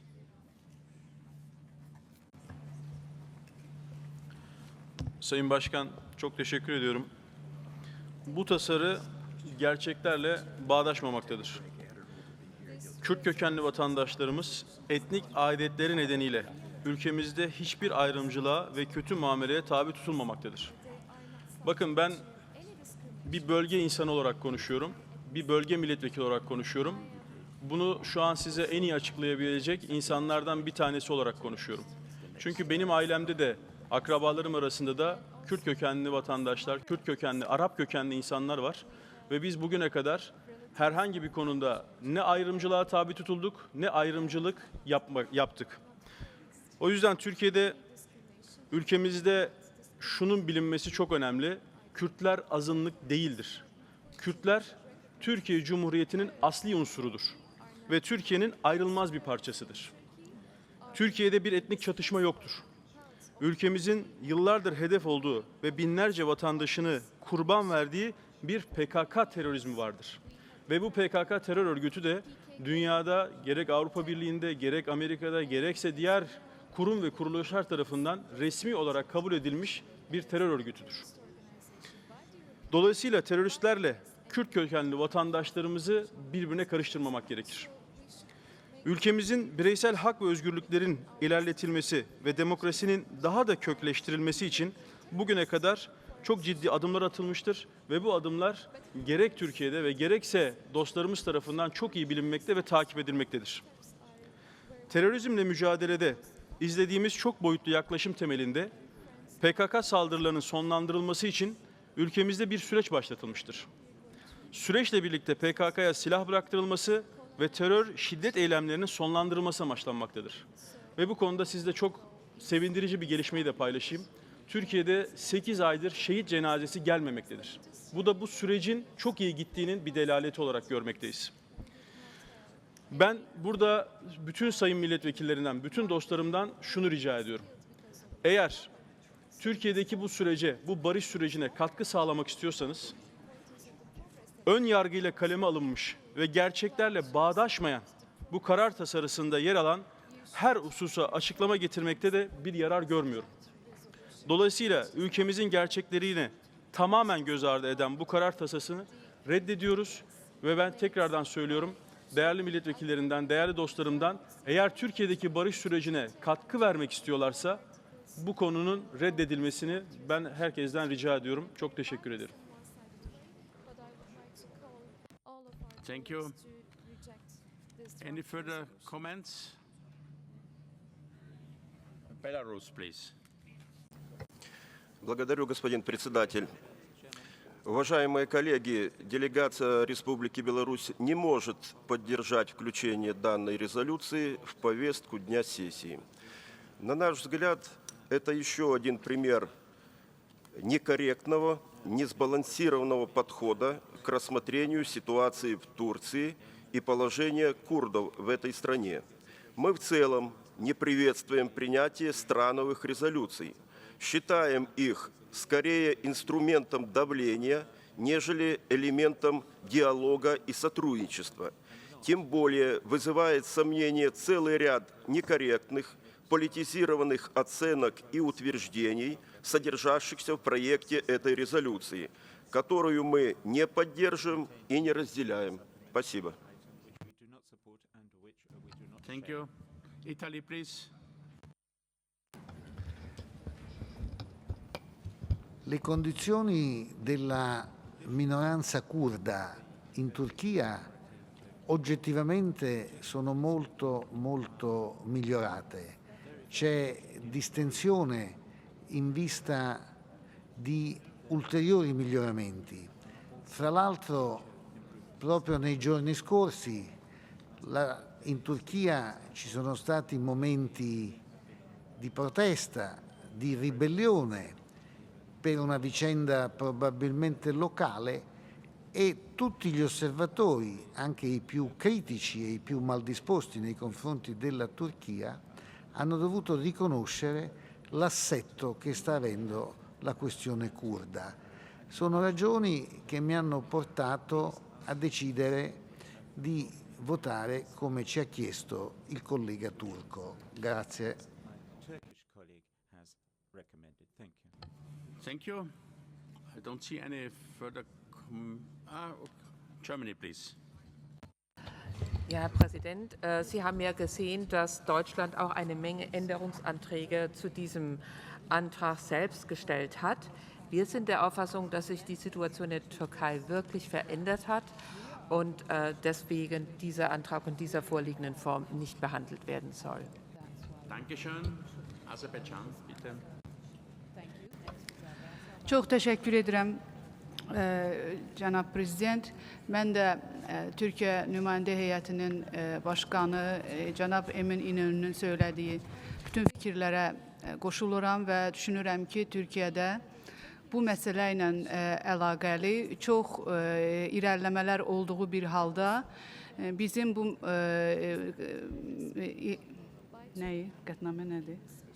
Önərgəni müzakirəyə gətirməmiz prosesə mənfi yöndən təsir göstərə bilər və mən Almaniyalı həmkarımızın da fikrini dəstəkləyirəm ki, belə məqamda bu cür önərgələr məsələnin xeyrinə yox, mənfi təsir göstərə bilər və mənə elə gəlir ki, bu məsələ gündəlikdən çıxarılmalı və Türkiyədə gedən barış sürəcinə AGİTPA bu şəkildə dəstək verməlidir və mən hər kəsi Emin İnönü'nün çağırışını dəstək verməyə çağırıram.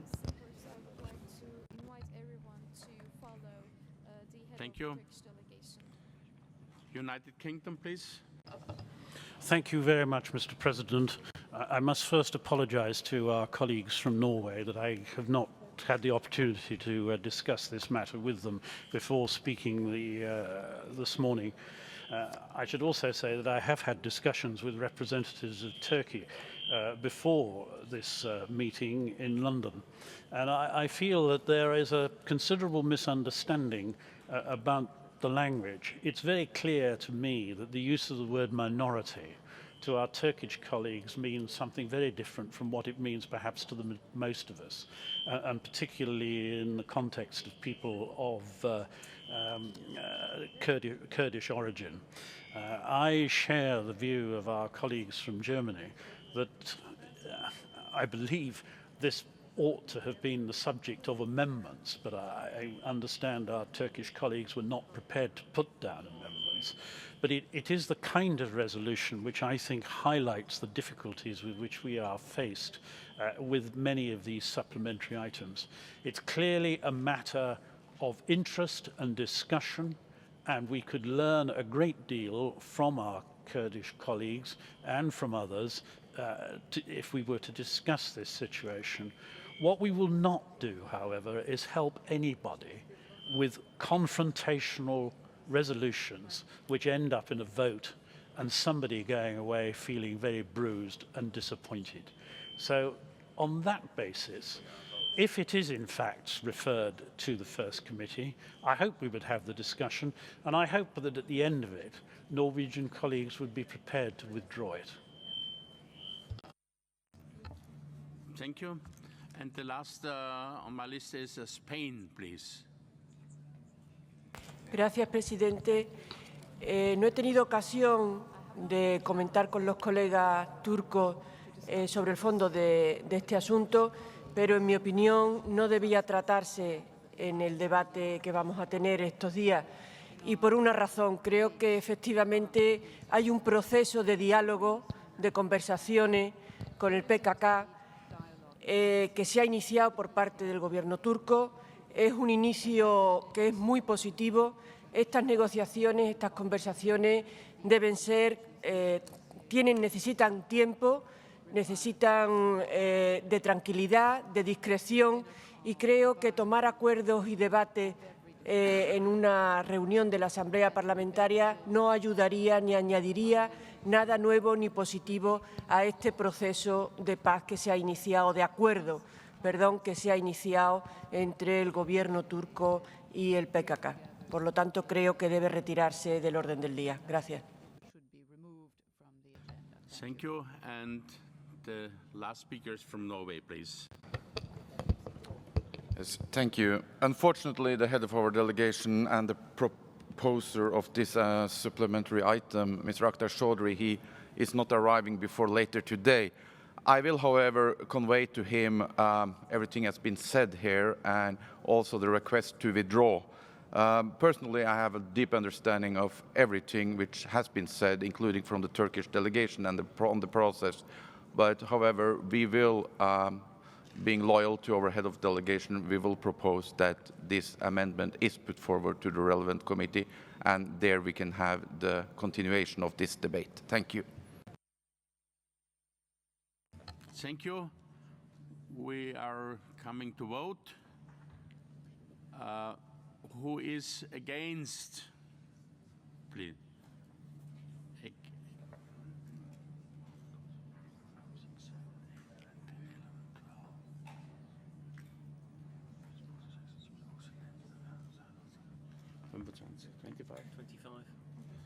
25 against. Who is in favor, please? 1, 2, 3 in favor. 4. So this is rejected. Point number 27. And we are at 28. Human rights in the Russian Federation from Netherlands. There are some comments from Russian Federation and from Armenia and Netherlands, please, and Spain.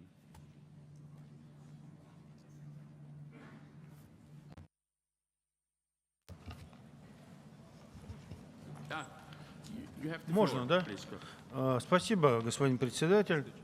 Вы знаете, уважаемые коллеги, конечно, Российской Федерации и нам, парламентариям, не привыкать к ярко выраженной антироссийской риторике очень во многих выступлениях и во многих резолюциях, но нас-то тревожит другое, что в результате вот таких разрушительных усилий парламентская ассамблея сегодня де-факто может оказаться в положении хронического раскола. В ней выделяется группа плохих парней, разумеется, во главе с Россией, и группа хороших парней, которые диктуют свои условия. Мне кажется, что это как раз яркий пример к сказанному, пример вот этой самой резолюции, которую мы сегодня обсуждаем. На наш взгляд, она составлена в худших традициях холодной войны. Документ декларативен, крайне тенденциозен, абсолютно бездоказателен и насквозь пропитан неприязненным отношением к Российской Федерации. Конечно, у нас будет возможность поговорить по содержанию, но я хочу подчеркнуть вам, что Российская Федерация готова к сотрудничеству с европейскими партнерами в правозащитной сфере, но мы все время говорим об одном и том же. Только при условии, если это общение будет конструктивным, профессиональным и уважительным прежде всего. Мы хотим, чтобы нас слышали, чтобы нас услышали.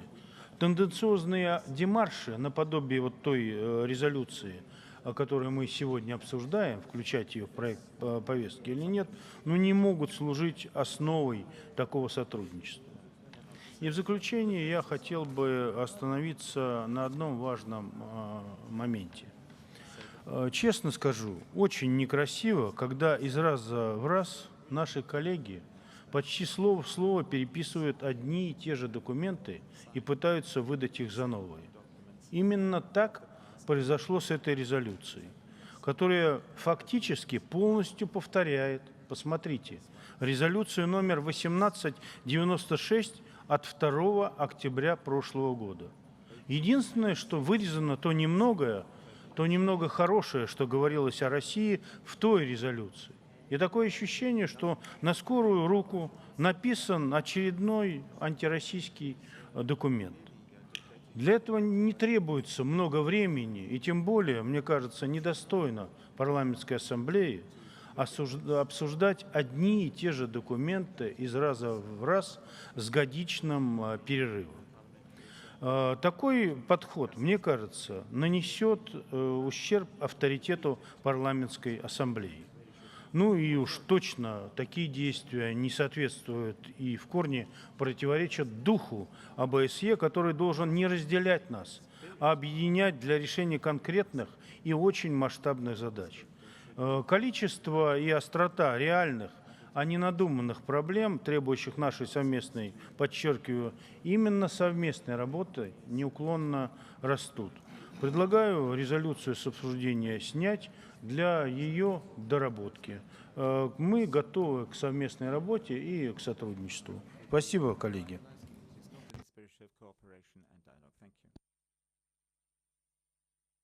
The head of the delegation from Armenia is recognized.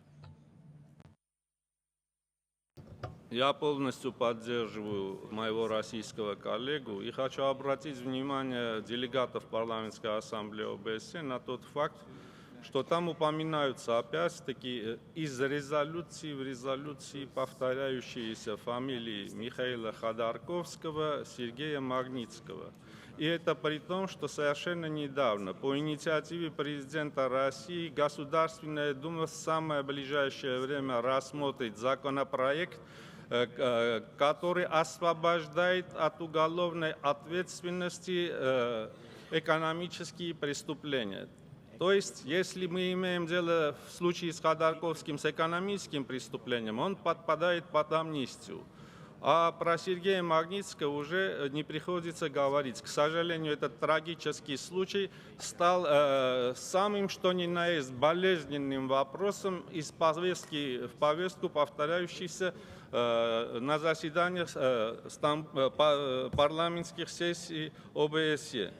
Может сложиться впечатление, что на всем пространстве ОБСЕ наиболее плохо обстоят дела почему-то в России, почему-то в Казахстане и в Беларуси.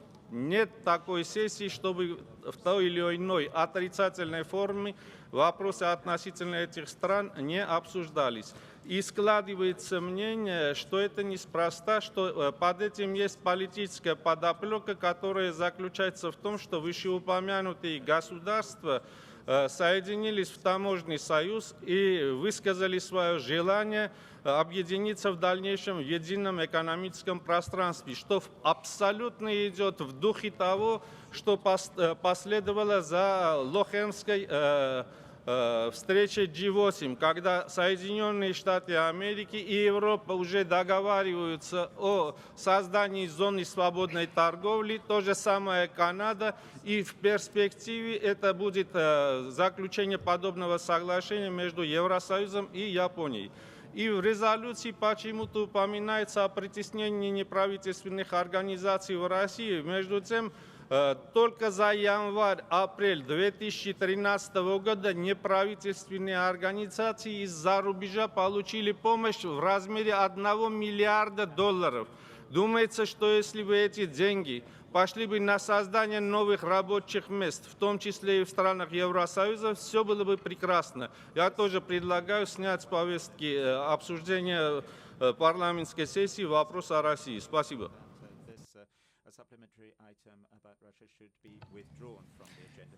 Thank you, and we do need to keep our comments brief as we are running short on time. The head of the delegation from the Netherlands is now recognized. Thank you, Mr. Chair. The supplementary item was brought forward by a delegation member of the Netherlands. Although I can understand the comments of my Russian colleague, and I can also understand comments by Belarusian and Kazakhstan colleagues when the supplementary items concerning their countries were discussed, I think we should perhaps be a bit more courageous. We are here for 5-6 days, and we can sail the Bosporus every day if we want, but we are here to do business also, and we should be tough on each other and at the same time be friends, and we have to learn from each other. We are countries with different histories, different cultures, and there's no point in blaming one country for not living up to certain levels of democracy or political development here, but we agreed to be a community that share a certain number of values. And I think if countries involved, like in this case Russia, has a convincing story, why not debate it in this dimension where it's being assigned to? And if the story is convincing and the item is not taken on board, then the country has an even stronger case than withdrawing all these issues here. It has an element of preemptiveness also towards the rest of our delegations, which I think we should not we should not really do. So in that sense, I think let's just be frankly debating these issues. It has nothing to do with lack of friendship or lack of understanding for each other's national situations, but let's be tough on each other, and let's do a bit of business that parliamentarians normally do to each other also in their national parliaments. I thank the gentleman. At this time, we'll recognize Mr. Sanchez from Spain. Gracias. Retomando la intervención del colega de Países Bajos, vamos a ver, tenemos que ser conscientes de que estamos creando una especie de teoría general de confección de la agenda. Si un país va mejor en sus procesos políticos, no conviene tocar ningún asunto que sea molesto. Si se trata de un caso aislado, no conviene tocar el asunto porque no tiene trascendencia. Si estamos en un momento de crisis económica, no son importantes otros asuntos que tienen que ver con derechos humanos. El momento político es inadecuado. ¿Somos conscientes de hasta qué punto estamos limitando nuestra agenda? Porque no se trata de que la resolución sea rechazada después de discutirse. Se trata de que la sacamos de la agenda, y la sacamos por convenciones, por la capacidad, por la habilidad de algunas delegaciones de convencer a todo el mundo o a bastantes compañeros de que los asuntos no se deben tocar. ¿Realmente queremos ser una institución importante y a la que se escucha si excluimos de la agenda los asuntos incómodos? ¿O somos una institución para tratar los asuntos incómodos en un clima de lealtad? Yo creo que eliminar de la agenda los asuntos que puedan resultar delicados conduce a una enorme paz interior, pero le da una absoluta irrelevancia a nuestra institución. Los asuntos deben debatirse y si no están bien planteados, se rechazarán con toda naturalidad. Lo que me parece sorprendente en una institución de este tipo es que nos neguemos a debatir asuntos propuestos por colegas de acuerdo con un reglamento que exige un número de firmas. Y dependiendo de este tipo de criterios, de la inconveniencia, de la habilidad de la delegación para reunirse con otras delegaciones antes. Es una reflexión general y no me refería, por tanto, solo al tema de los derechos humanos en la Federación Rusa. Creo que tenemos que reexaminar este trámite porque supone un veto a los asuntos difíciles e incómodos. Y si no tratamos asuntos incómodos, la Asamblea Parlamentaria de la OSCE seguirá en la absoluta irrelevancia en la que se mueve los últimos años. Nada más, gracias.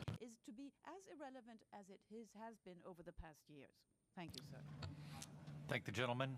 Okay, time to vote. Seeing no other speaker.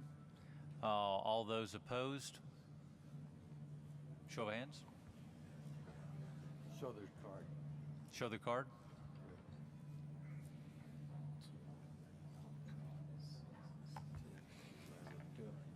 They're counting. 10, 11, 10, 1, 2, 3, 4, 5, 6, 7, 8, 9, 10, 11. You have 11. 11. Okay, 11.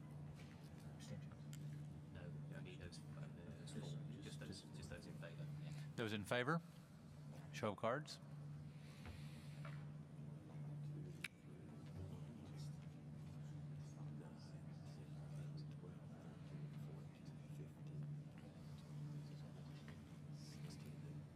It needs 2/3.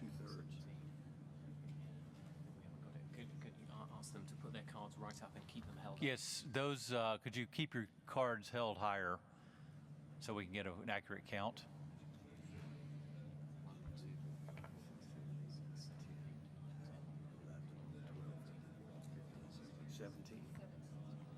So it fails. 19. 19.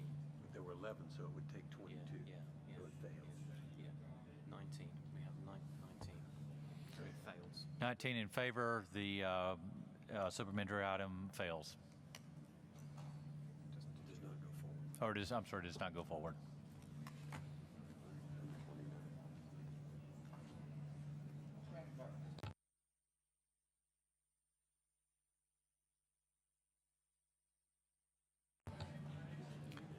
Number 29, cooperation of the transition to a green economy in the context of sustainable development.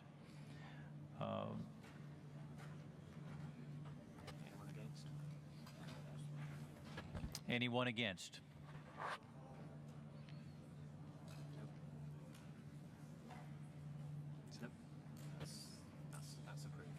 It's approved.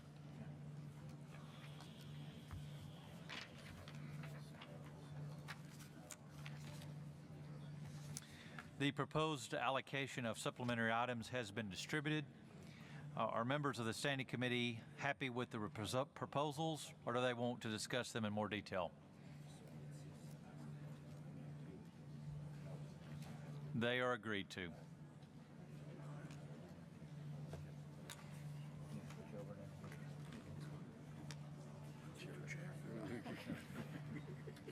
I don't know what's next. Okay. Next.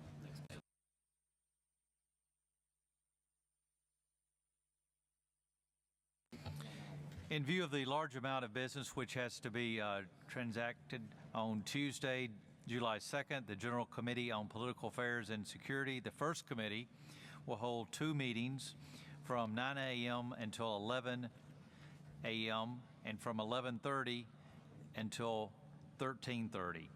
On July the 2nd, there will be no meeting of the General Committee on Economic Affairs, Science, Technology, and Environment, known as the Second Committee.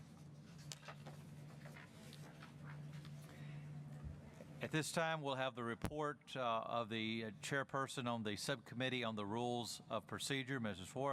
Suarez, and consideration of the proposed amendments to the rules of procedure. Mr. Suarez, you have the floor. Merci, Monsieur le Président. Comme vous le savez tous, mes chers collègues, l'ancien président de notre Assemblée parlementaire, Migliori de l'Italie, a mis en place le subcomité des Rules of Procedure pour considérer les propositions qui seraient faites par les membres de notre Assemblée, bien comme les propositions qui seraient faites par le secrétariat international, et pour vous rapporter à vous tous et pour amener des conclusions au Standing Committee où nous sommes maintenant. Et vous savez quelle est la composition de ce sous-comité où il y avait 9 membres, plus le président qui est ex officio dans ce comité. Je tiens à vous dire, même si ce n'est pas modeste, mais je tiens à vous dire que nous avions bien travaillé. Nous avons réuni 3 fois. La première fois en octobre 2012, en marge du Fall Meeting de Tirana. Après, en décembre 2012, en conjonction avec le meeting du bureau à Dublin, pendant le sommet de Dublin, le Conseil des ministres de Dublin, et hier, ici, à Istanbul. Vous trouverez dans vos papiers les amendements qui ont été approuvés par les membres de ce comité et à Dublin et qui ont été confirmés hier après une longue discussion des membres présents et avec l'accord des membres qui n'étaient pas présents parce qu'ils n'étaient pas encore arrivés à Istanbul. Vous l'avez compris, parce que le point qu'on vient de discuter a été clairement un point d'où ressort, de mon opinion, très humblement, je vous le dis, la nécessité de changer les règles de procédure de notre Assemblée. C'est ce qui nous a été dit par notre président Grossrook, c'est ce qui nous a été dit il y a très peu de temps par Lord Bones de la délégation du Royaume-Uni. The amendments submitted for your attention today are the result of a hard work and a compromise on the part of the subcommittee members. After many hours of thorough discussions, the subcommittee was able to agree on a number of amendments that we believe is a step forward aimed at improving the working arrangements for the Assembly and to make it more efficient. May I add that all proposals put forward by Assembly members and the International Secretariat were considered in all details. An interim report was made orally by me to the Bureau meeting in Copenhagen last April. Mr. President, the Rules Committee decided to present the amendments as a package for consideration by this Standing Committee, and that's very important. It's a methodological proposal that was agreed between us, members of the subcommittee, for considering these amendments as a package. I would like, for the sake of clarification, to focus on the most pressing proposals related to Rule 21 supplementary items and to provide you with a couple of examples based on a survey made by the International Secretariat. But the best example is the discussion that we had just a few minutes before about exactly the same subject. In 2012, one Assembly member co-sponsored 17 out of the 25 supplementary items considered by the Assembly at its annual session in Monaco. And a further 21 Assembly members co-sponsored 12 to 16 supplementary items. Those figures are very impressive. As for the annual session in Istanbul, 2 Assembly members co-sponsored of 21 out of the 29 supplementary items, and further 24 Assembly members co-sponsored 14 to 20 supplementary items. The committee members strongly believe that the Assembly cannot work properly now because of the amount of supplementary items, and there is in fact no time to real political discussion about important issues related to the themes of the annual sessions and the work of the OSCE and its institutions. The reason for amending the paragraph 1 of Rule 21 is to reduce the number of supplementary items by limiting the number of co-sponsors. At the Rules Subcommittee meeting yesterday, the members agreed, for the sake of compromise, to raise the number of co-sponsors from 3 to 4, according with our colleague Adelroth's proposal. Now, the recommendation reads as follows. In addition, a member of the Assembly cannot be a co-sponsor of more than 4 supplementary items. The compromise amendment was distributed among the Standing Committee members this morning. You have also a compromise amendment to Rule 24, validation of signatures, which was agreed yesterday, and the members recommended for your approval inside this package that we are proposing. Mr. President, the Rules Committee decided to present the amendments as a package for consideration by the Standing Committee. Of course, it does not preclude the continuation of the work of the subcommittee, and it will be ready to consider any amendments received to achieve the objectives of improving the work and the political discussions inside our Assembly. I would like to stress again that the proposals submitted for your attention today are the product of hard work and a lot of compromises by the subcommittee members. Therefore, I ask you to support very good job done, excuse me for the modesty, it's for the others, not for me, and to approve the amendments presented for your consideration. If you want, I can read you the new proposal that we made about Rule 24. And it's under the level of validation of signatures.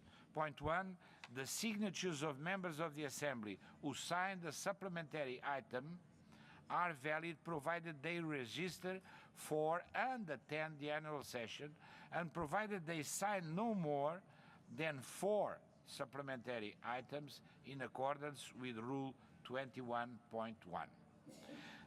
We cut it, as you can understand, because you have the papers, what we cut it.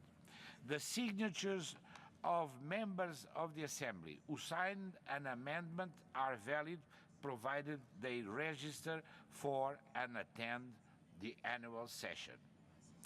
In the event that a member of the Assembly who registered but cannot attend the annual session due to unavoidable obligations, his or her signature shall remain valid, provided that the President of the Assembly is notified accordingly by the head of delegation. Je pense que nous avons quand même réussi à établir ici un compromis qui est un compromis important. Comme dans tous les compromis dans notre vie, surtout dans notre vie politique, il faut faire des concessions d'un côté ou de l'autre.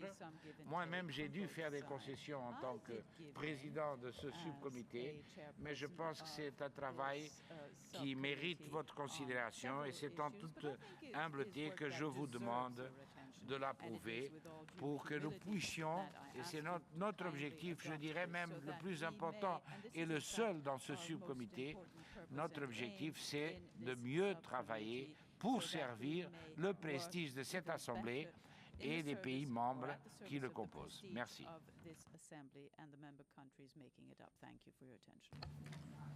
Thank you very much, dear friend, Mrs. Soares, and your colleagues for this excellent job you did. And I have seen some comments from France. Please, Mr. Neri, and then Kyrgyzstan. Oui. And, okay. Merci, Monsieur le Président. Je partage totalement les propositions de notre collègue Soares, qui ne pourront que renforcer l'efficacité et le travail de notre OSCE. Cependant, Monsieur le Président, je voudrais profiter de l'occasion pour dire que dans l'organisation de nos travaux, j'avais, lors d'une précédente réunion de bureau, souhaité qu'un temps de parole plus important soit accordé aux parlementaires dans les débats.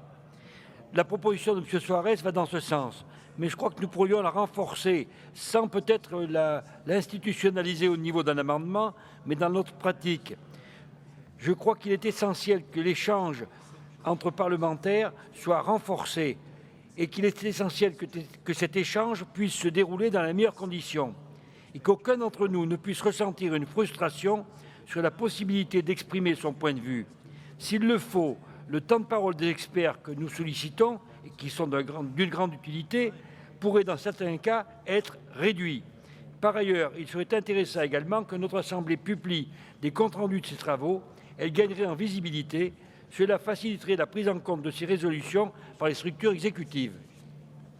Je vous remercie d'avoir écouté mes propositions.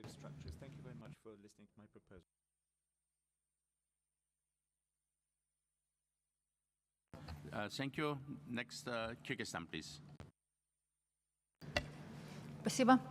Я бы хотела выразить благодарность, то, что все поправки улучшат нашу работу. Мы все должны стремиться к тому, чтобы наша работа шла эффективно и плодотворно. Я бы хотела вам задать вопрос.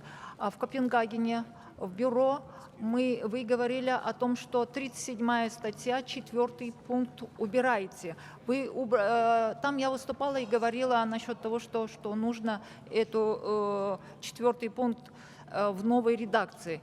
Я подготовила новую редакцию, но, к сожалению, не успела собрать подписи, которые я внесу к осенней сессии. Будьте добры, ответьте, пожалуйста, вы убрали этот 4-й пункт 37-й статьи или вы оставили?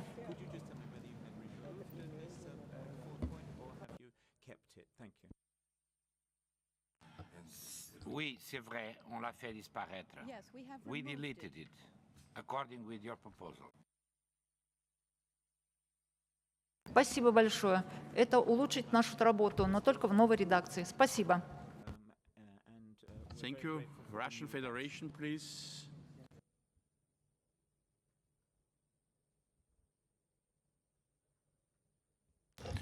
Спасибо, господин председатель. Вы знаете, я хочу сказать очень добрые и теплые слова в адрес и персонально господина Суареша, и в адрес того коллектива, который он возглавляет. Проведена очень важная и нужная, полезная работа. Но по некоторым пунктам я бы просил нашу постоянный комитет поддержать и все-таки внести некоторые коррективы. Смотрите. Правило 21.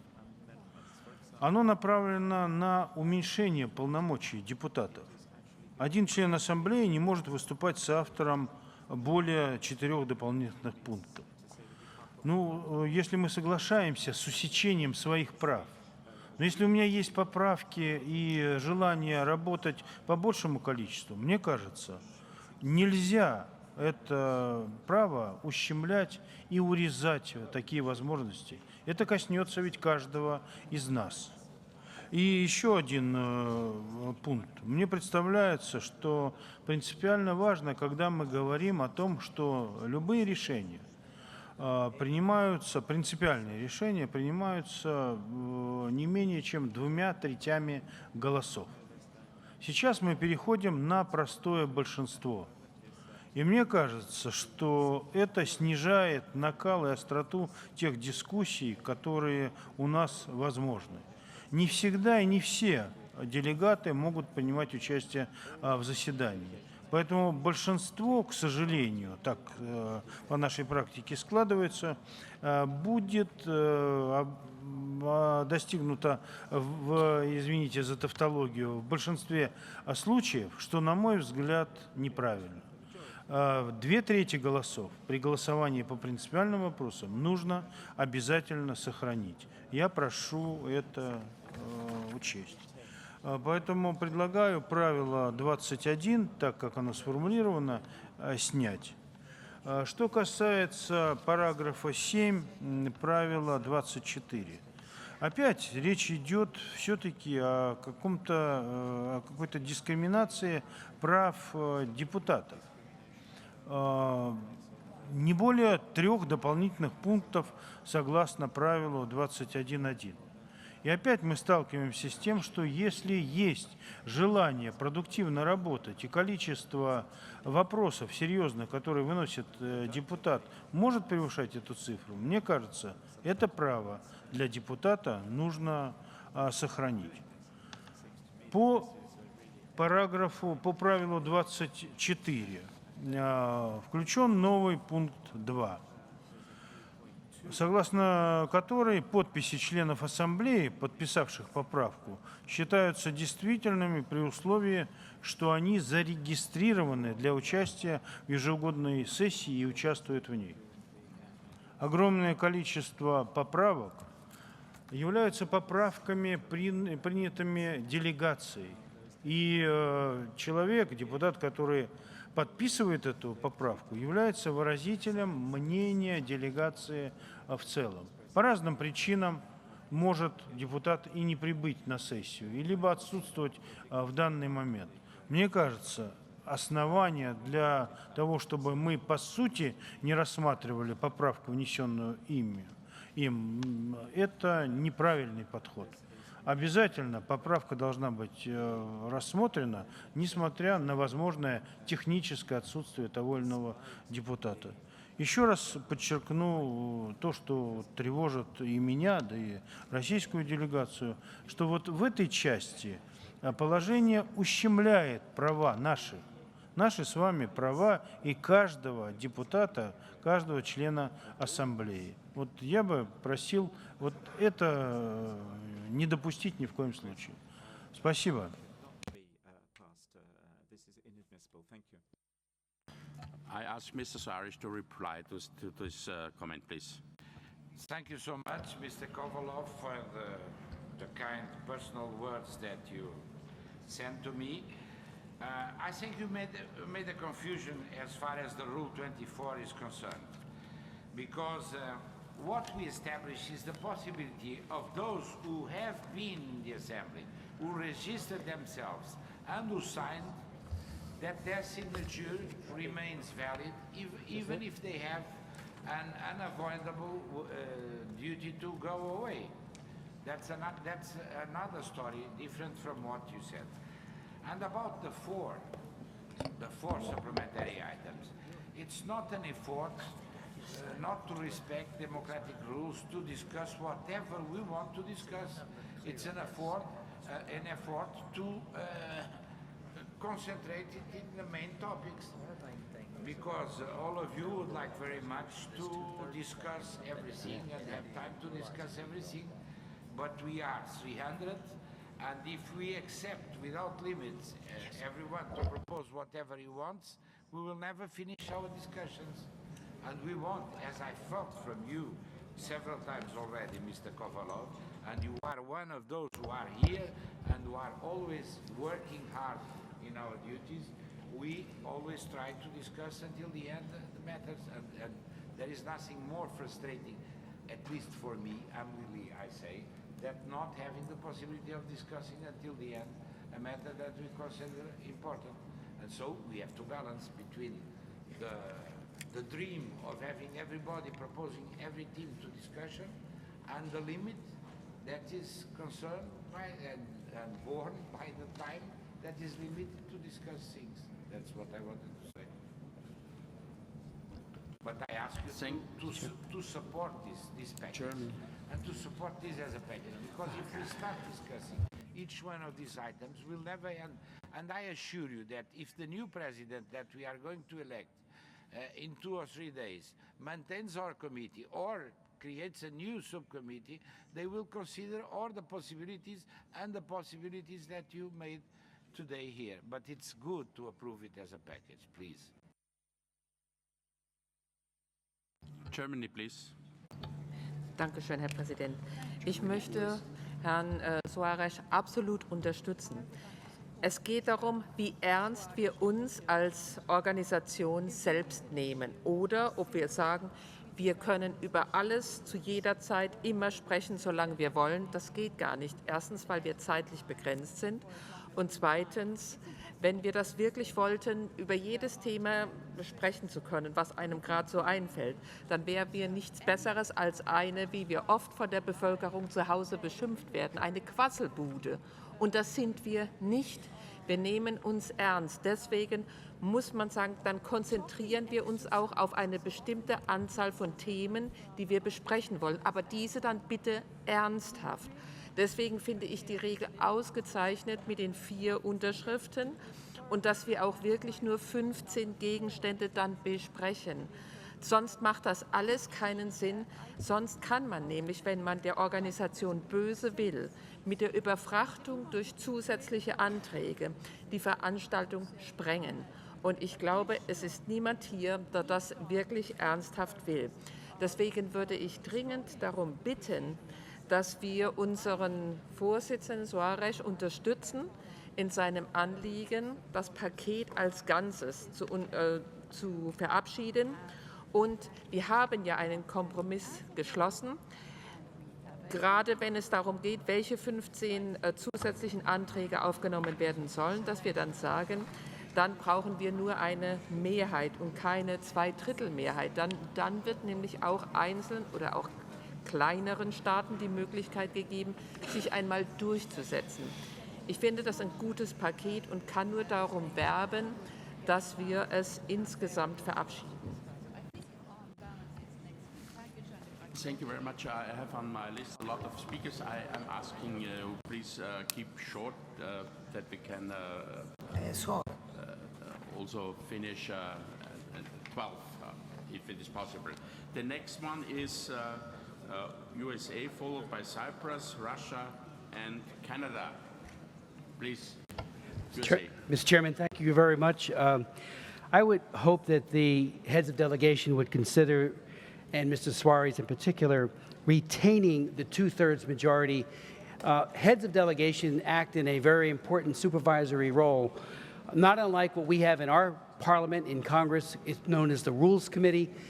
They have the very difficult but very important job of facilitating what is made in order and what is not made in order. And with heads of delegation, you have men and women who have the trust and respect of their delegations walking as leaders.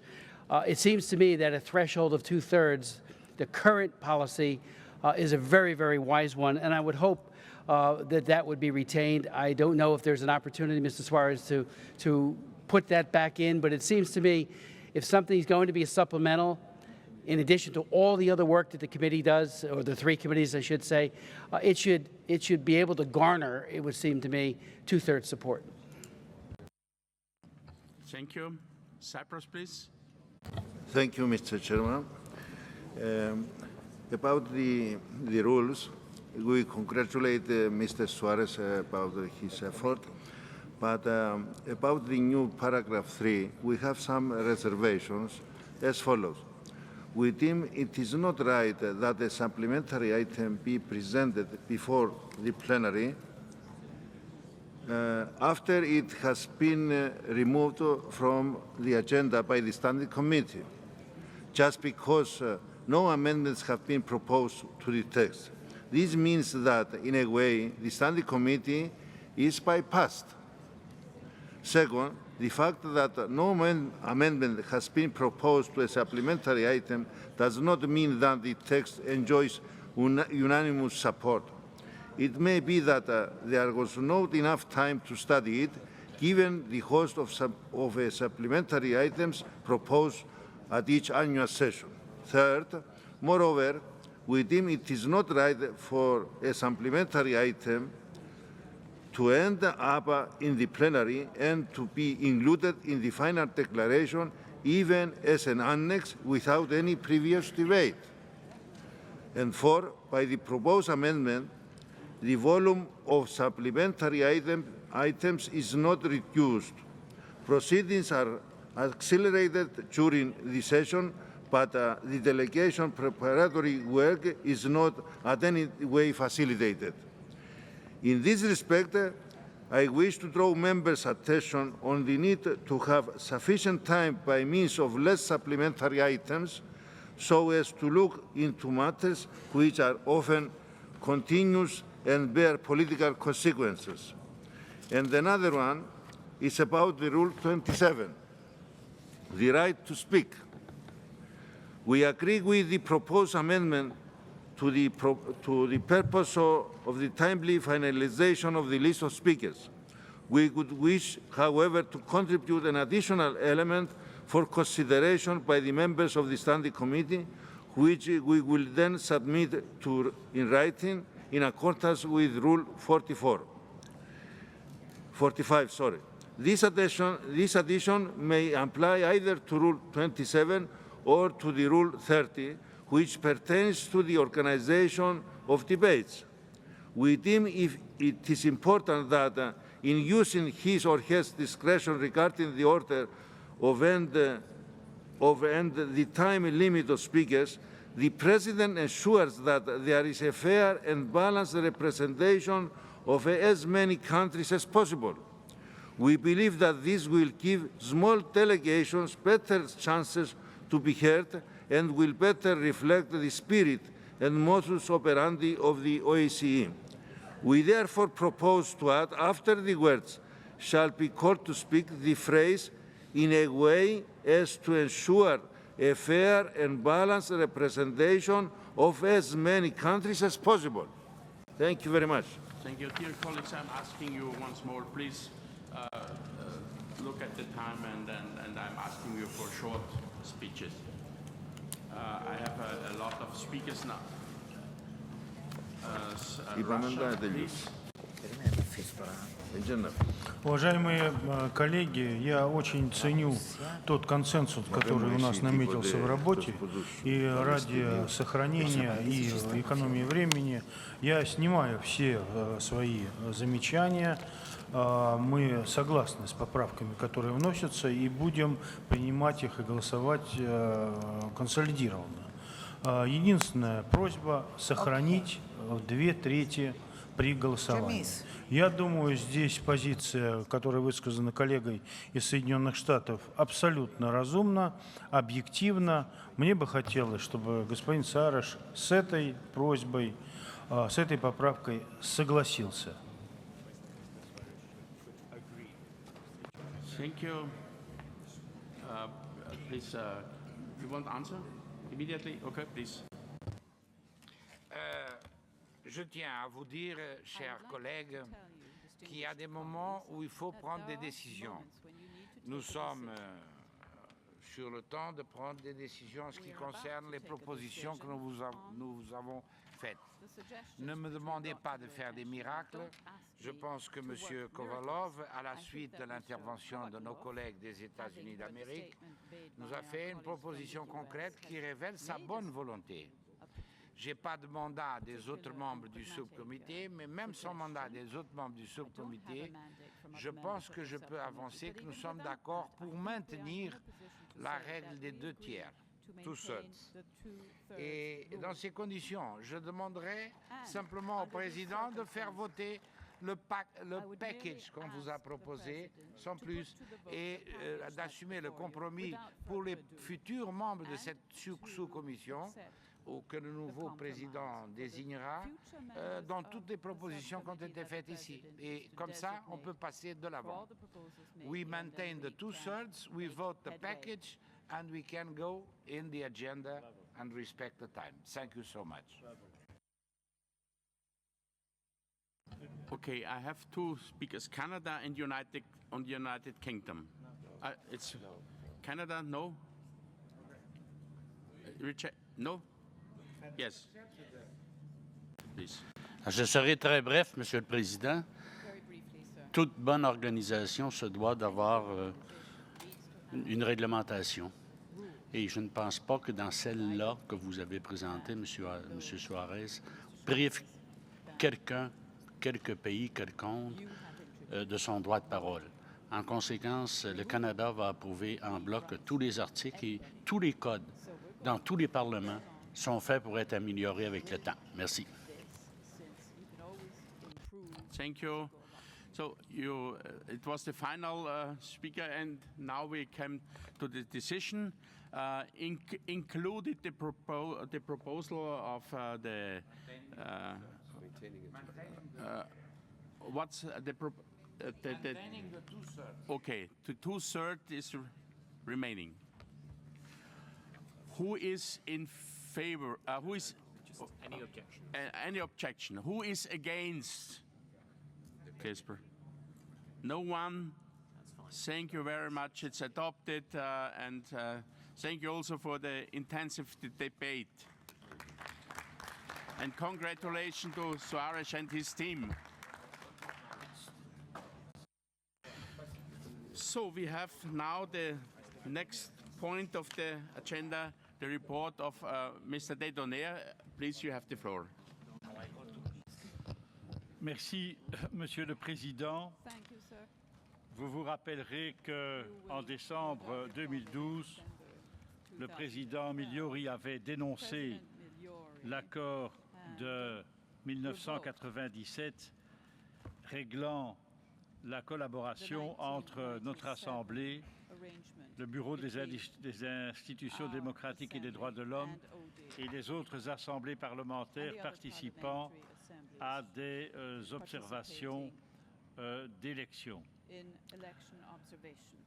À Vienne, lors du comité permanent de cet hiver, à Vienne, vous m'avez mandaté pour essayer de rechercher des solutions permettant de prolonger, si possible, la collaboration avec le BIDDH et de relancer, de réactiver l'accord de 1997.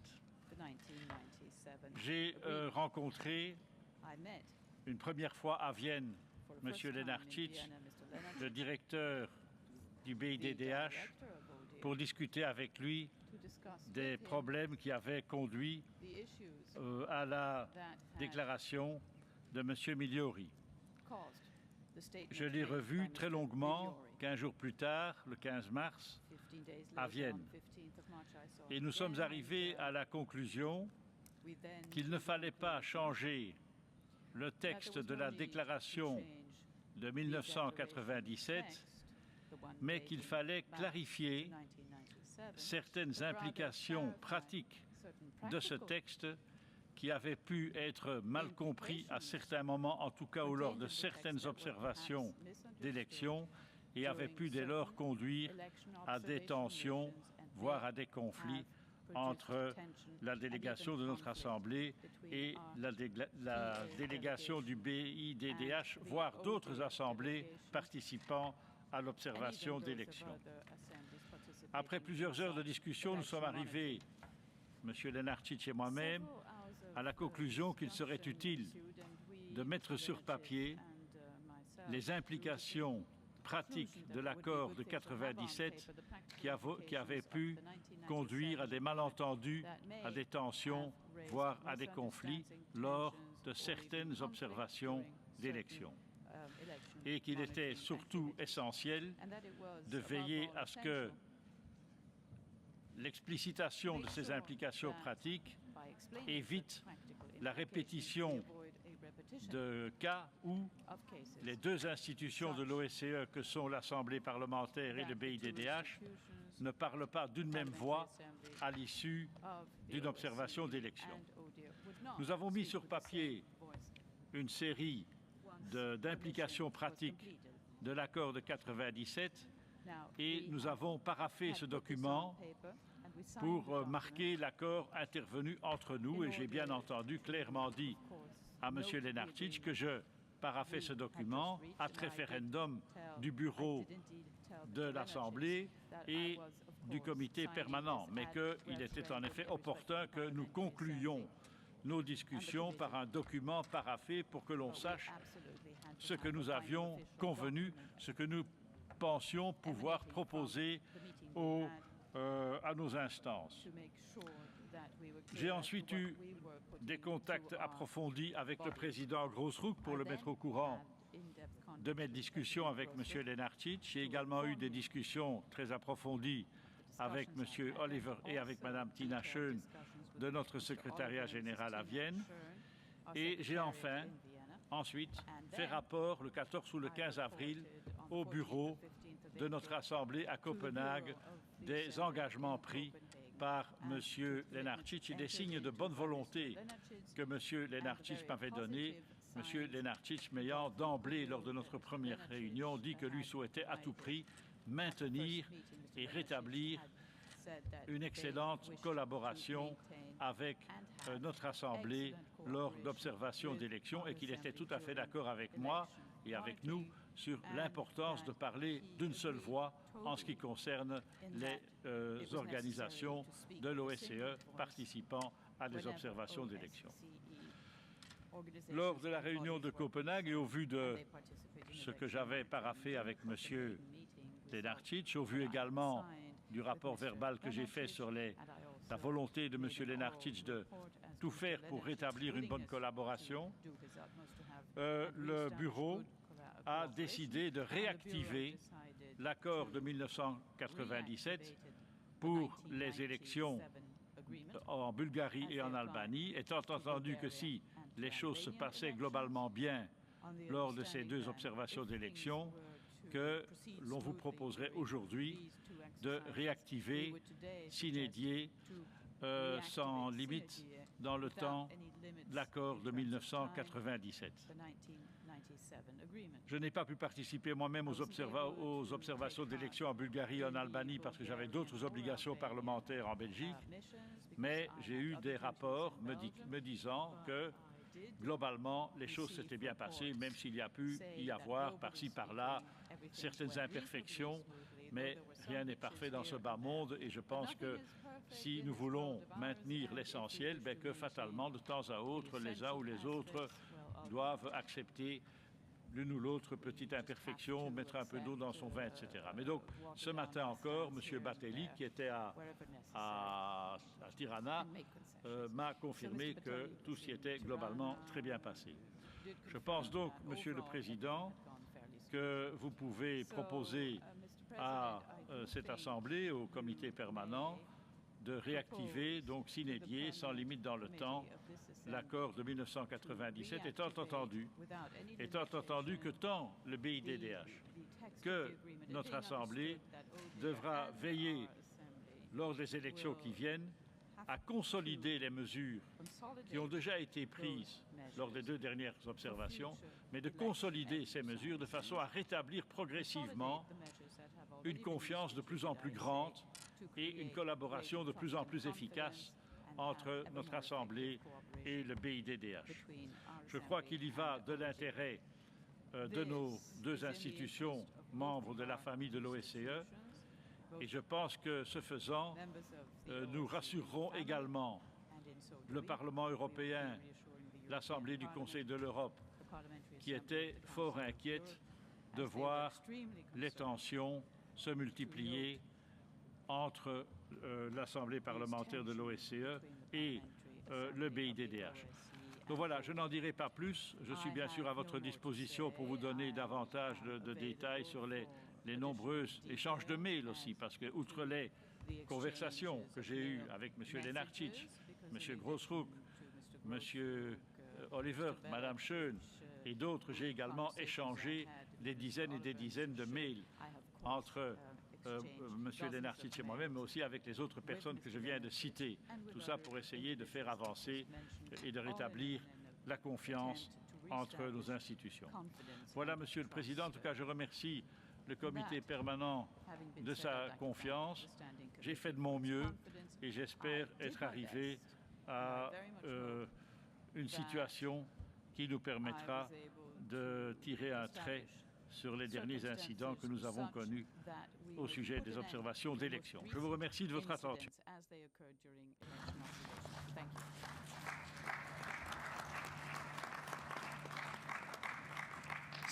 Thank you very much, Mr. Detonea, for your hard job you did and your report you gave us about your strengthenings. And I give the floor before debating to Roberto Patelli.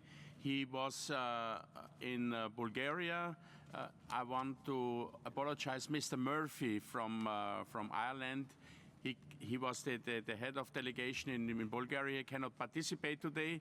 But Roberto Patelli was there, and 1 week ago, but Roberto was also the head of observation mission in Albania. Roberto, I'm asking you for a short report and your experiences.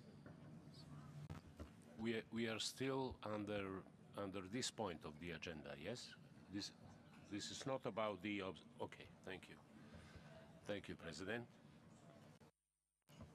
Sì, io ho avuto modo di essere capo della delegazione dell'Assemblea parlamentare in Bulgaria e coordinatore particolare della presidenza di turno in Albania. E devo dire che l'esperienza ultima che abbiamo avuto, quindi quella in Albania, è stata da un certo punto in poi estremamente positiva. Ed è maturata la convinzione che se si raggiunge, e questo magari bisognerebbe metterlo per iscritto, un accordo di attuare sempre durante le osservazioni quello che è, diciamo, il cosiddetto early drafting, che implica la collaborazione di tutti i soggetti chiamati a produrre poi le conclusioni preliminari, a collaborare in modo da chiarire anche in corso d'opera ogni possibile, come potrei dire, disaccordo su quella che è la linea, l'approccio di fondo, no? nelle conclusioni che si traggono in un paese le cui elezioni vengono osservate, quindi di eliminare questi pericoli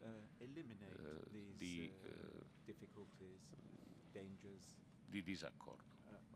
Allora, se raggiungiamo questo early drafting vi è in questo senso anche una proposta seria, che io ritengo seria, dell'ODIHR, allora secondo me almeno possiamo decidere di ripristinare, diciamo così, la nostra piena fedeltà all'accordo di Copenaghen e continuare con maggiore serenità a fare seriamente il nostro lavoro senza tentativi di minarlo, il che ovviamente poi implicherebbe un calo di credibilità nell'esercizio di questa importante funzione che, per quanto riguarda la nostra Assemblea, noi facciamo insieme con il prezioso contributo, essenziale contributo dell'ODIHR e con il contributo altrettanto importante e gradito delle altre assemblee parlamentari impegnate insieme con noi in questo tipo di lavoro, in primis l'Assemblea parlamentare del Consiglio d'Europa, che è praticamente quasi sempre presente, ma anche l'Assemblea parlamentare della NATO o altri organismi analoghi. Grazie.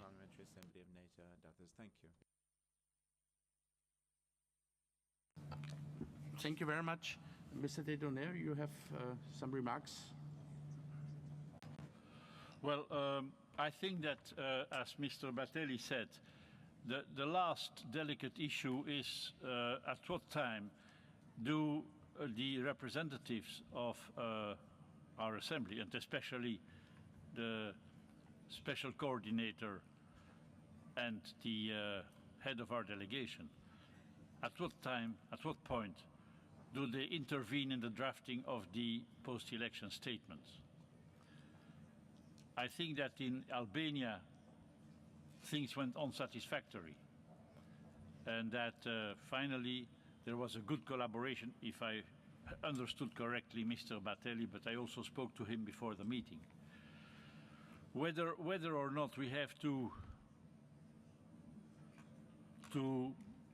put an additional provision concerning that very particular issue on paper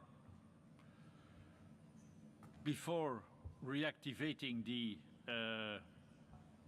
collaboration, the 1997 agreement, I don't think we should do that. I think that the next president of the Assembly should look at how it works in the next observations, and then maybe see whether or not I have to go back to Lenarčić and say, well, let's put that specific point on paper because in practice there are still some difficulties.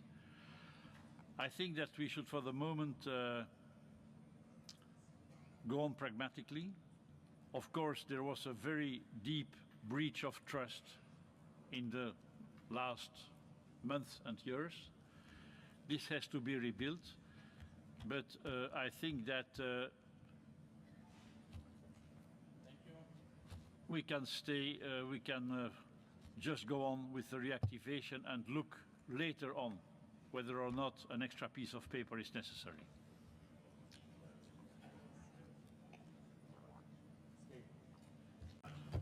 Are there any comments to these proposals or remarks?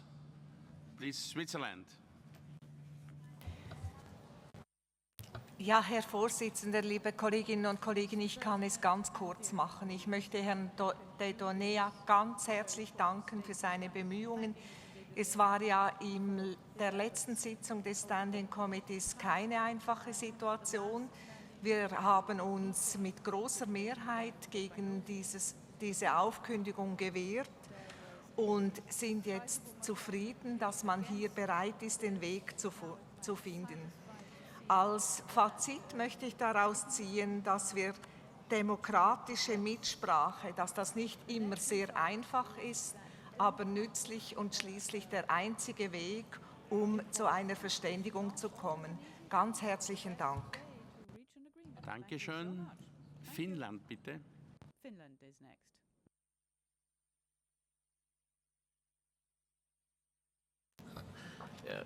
Neighbor, Sweden. Thank you so much. First of all, I would like to congratulate Mr. Donaire to well done work. It has, of course, not been easy, and we didn't expect so either when we gave you the main mandate in Vienna. But obviously, you lived up to our expectations. However, from here and onwards, it sounds very good what you just presented to us. Can you just clarify, you indicate something about maybe additional things might become needed. Can you just clarify, is there any things that you are concerned about? So please share it with us so we can follow the issue onwards and continue to support you in your work. Thank you so much. Thank you. Mr. Neri, please, from France. Oui, Monsieur le Président, merci. L'observation des élections est une activité essentielle pour l'OSCE. Elle permet de mettre en pratique le socle des valeurs communes qui réunit les États participants. En lien avec le BIDDH, notre Assemblée doit jouer un rôle éminent dans ses missions d'observation. Nous, parlementaires de différents États participants, ne sommes-nous pas particulièrement bien placés pour évaluer un processus électoral? C'est pourquoi je déplore les malentendus, voire les tensions qui ont perturbé les bases de la coopération avec le BIDDH, traduites dans l'accord de 1997. Notre collègue François-Xavier de Donéa a fait un travail que je qualifierais de très important et de très efficace pour régler ces difficultés. Il l'a mené avec pragmatisme, un grand sens du compromis, mais aussi le souci de consolider le rôle de notre Assemblée. Je crois qu'il nous faut le remercier très chaleureusement. Ce travail a été unanimement salué lors de la réunion du bureau de Copenhague. Mais il faut désormais que ces préconisations soient appliquées. C'est pourquoi nous sommes très attentifs à la façon dont se sont déroulées les récentes missions en Bulgarie et en Albanie. Notre Assemblée doit être prête au dialogue et elle doit aussi veiller à assurer toute sa place au sein de ces missions d'observation électorale. Nous devons donc, à mon avis, mettre en place et formaliser une procédure permettant de suivre et d'évaluer les missions d'observation électorale à venir sur la base des préconisations de notre collègue de Donéa. Cette charte, en quelque sorte, ce guide de conduite, ne pourra qu'être favorable à l'efficacité de nos missions d'observation dans un climat de confiance restauré et de respect mutuel de nos deux organisations, l'OSCE et le BIDDH. Thank you. The next speaker is our friend George Ceratelli from Georgia, please. Thank you, Mr. President. I think we all welcome that the process of solution of this dispute is coming to the end. This was a very sensitive issue, and we discussed it several times.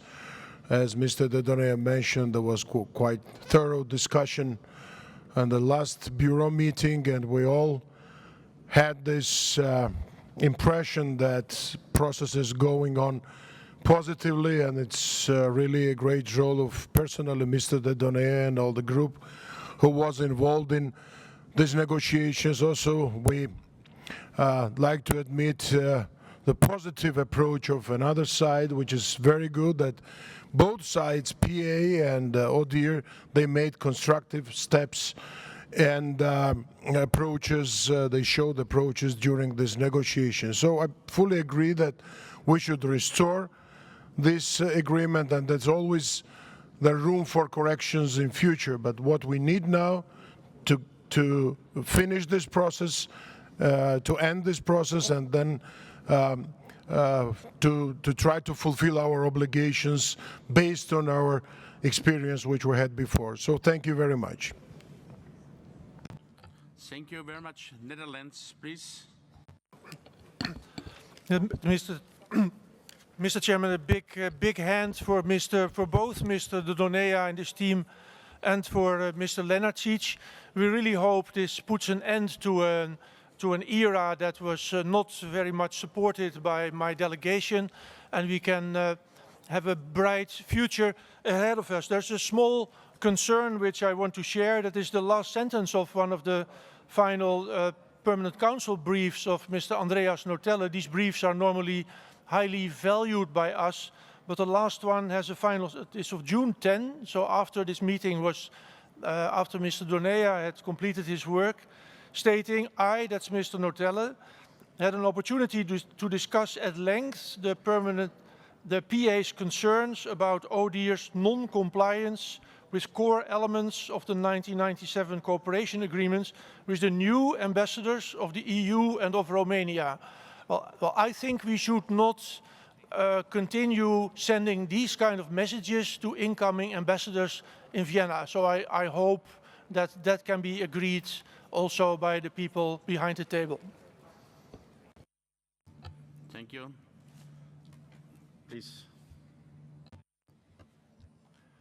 Thank you, President.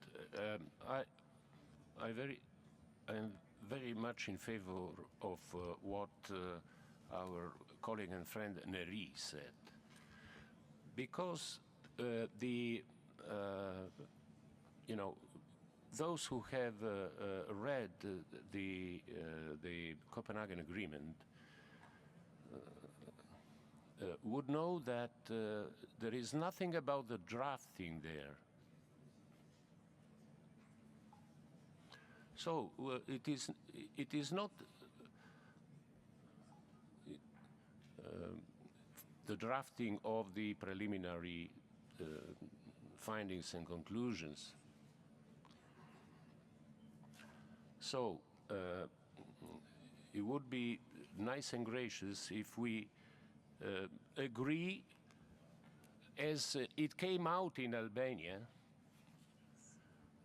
on the fact that all the subjects involved in this drafting are included in the drafting at an early stage.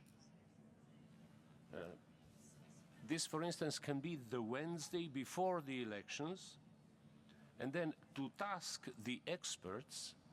This is what we did in Tirana, but only after we were shocked by the fact that our contribution to the drafting were not taken in consideration in any way. They were not even read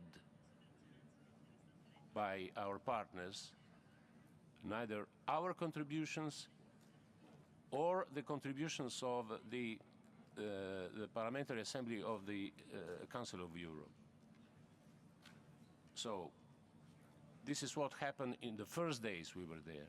But afterwards, this cooperation on the contribution from everybody cooperation was established, and it functioned extremely well. And we came to a result that was consensual and on which we can all agree that was very near to the reality we faced there, and expressing also a good basis for the work in Albania in the future. So the experts then would put together a draft based on all input received, and in particular, of course, the contributions from the members of the core team and the LTOs. And when this is done, I don't see any other major problem that can raise in election observations, and that would, in any way, bring to different assessments of the situation in that particular election observation. So it would be nice now that there will be, I don't know, a vote or a consensus on the fact that we continue to do our job on the basis of the Copenhagen Agreement, that considering that, assessing that, it is included that it is obvious that this includes that we agree on this early drafting to be done. I don't know if I was clear enough. Thank you. Thank you. Thank you, Roberto. I have two speakers, Spain and Denmark. Briefly. Please, yes. Gracias, presidente. Yo quiero felicitar a Dedonea, como han hecho todos los colegas, y tener la seguridad que decía el colega de Georgia, de que el asunto se ha terminado. Pero es que esta parece la crisis que nunca existió, porque seguimos sin saber las causas, porque el documento no ha cambiado en un solo punto y, por tanto, el riesgo de volver a repetir situaciones en el futuro es exactamente el mismo. Yo estuve en Albania, Batelli, como siempre, hizo un trabajo excelente, pero ¿qué puede suceder en el futuro si son otras personas con otra disposición y en la que haya realmente algún desacuerdo político? porque estamos poniendo fin, como decía el colega de Georgia, a una crisis que aparentemente fue un capricho de nuestro anterior presidente, y creo que tenemos que ser cuidadosos. Yo no quiero enfriar el entusiasmo que veo en mis colegas, pero si no hemos analizado las causas, salvo esa expresión que ha dicho de Donea, implicaciones prácticas. El problema estaba no en el texto, aparentemente no en las personas, en algunas implicaciones prácticas. Si no sabemos cuáles han sido las causas, si el documento sigue siendo el mismo, ¿qué nos garantiza que esto no pueda volver a suceder en el futuro? Era una reflexión que quería dejar, a pesar de que en este clima, en fin, positivo y optimista, esté un poco aparentemente fuera de lugar. Gracias. Thank you. Denmark, please. Thank you. I would also like to congratulate you with a very nice agreement. But I'm not a patient man. I can understand that many of my colleagues here, they are very patient. But I think that the problems we have had with the ODIHR must not reoccur. So we have to find a good agreement so we can make sure that parliamentarians are not wasting time and wasting energy in a cooperation that does not exist.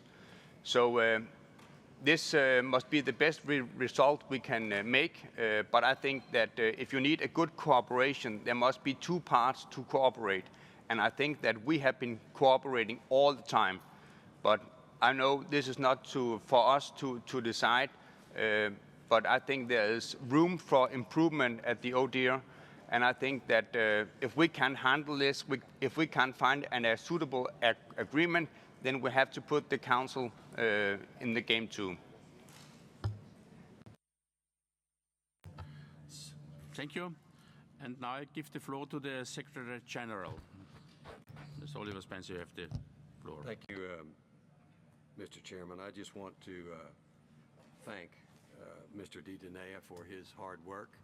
This is the second time that he has been tasked with an effort to try to enhance the cooperation between the ODIHR and the Parliamentary Assembly. I think the 1997 Cooperation Agreement is a good one. We have always said so, and we have always followed it, both in letter and in spirit.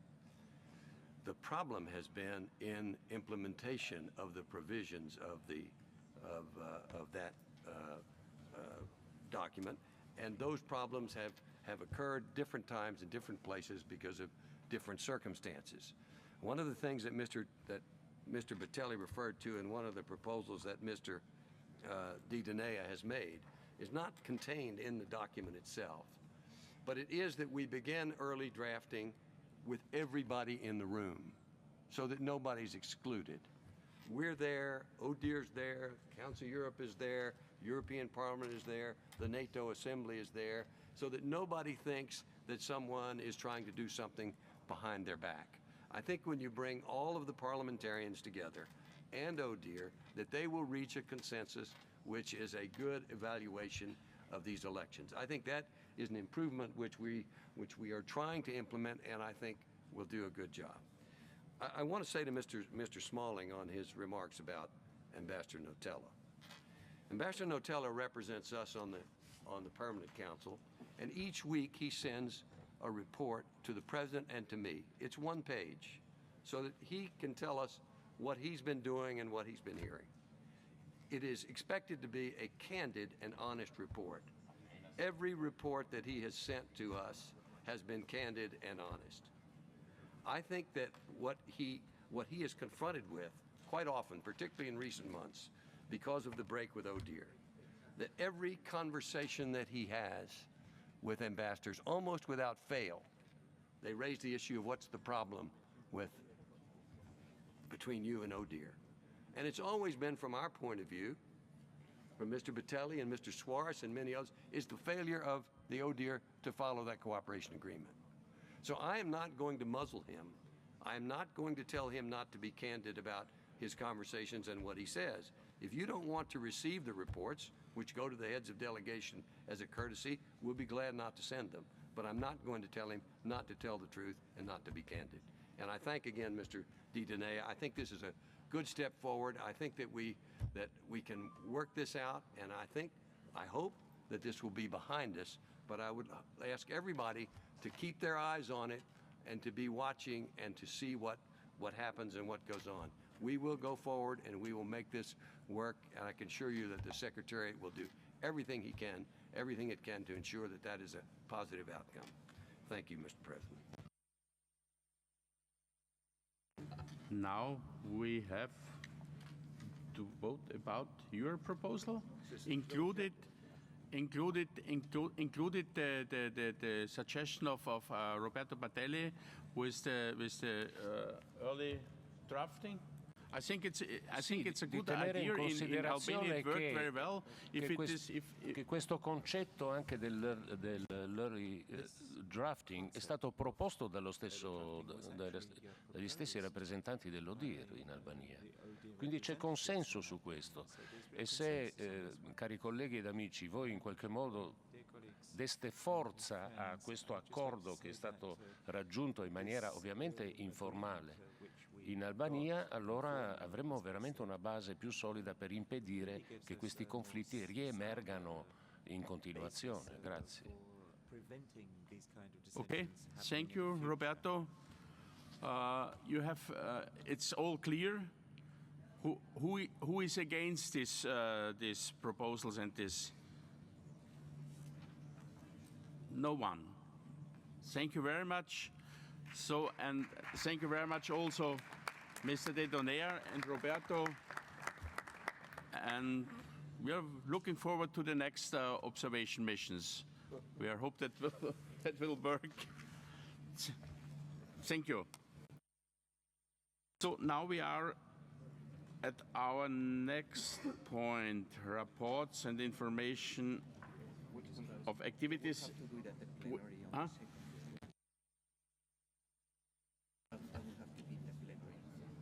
Okay. Do you agree when we put it in the plenary, but we have to prepare the plenary at 1? It's okay that we finish this session? Yes. Do you agree? Anyone against? Thank you very much. Thank you for your discipline, for the debates, for participating, and I wish a nice afternoon. Thank you.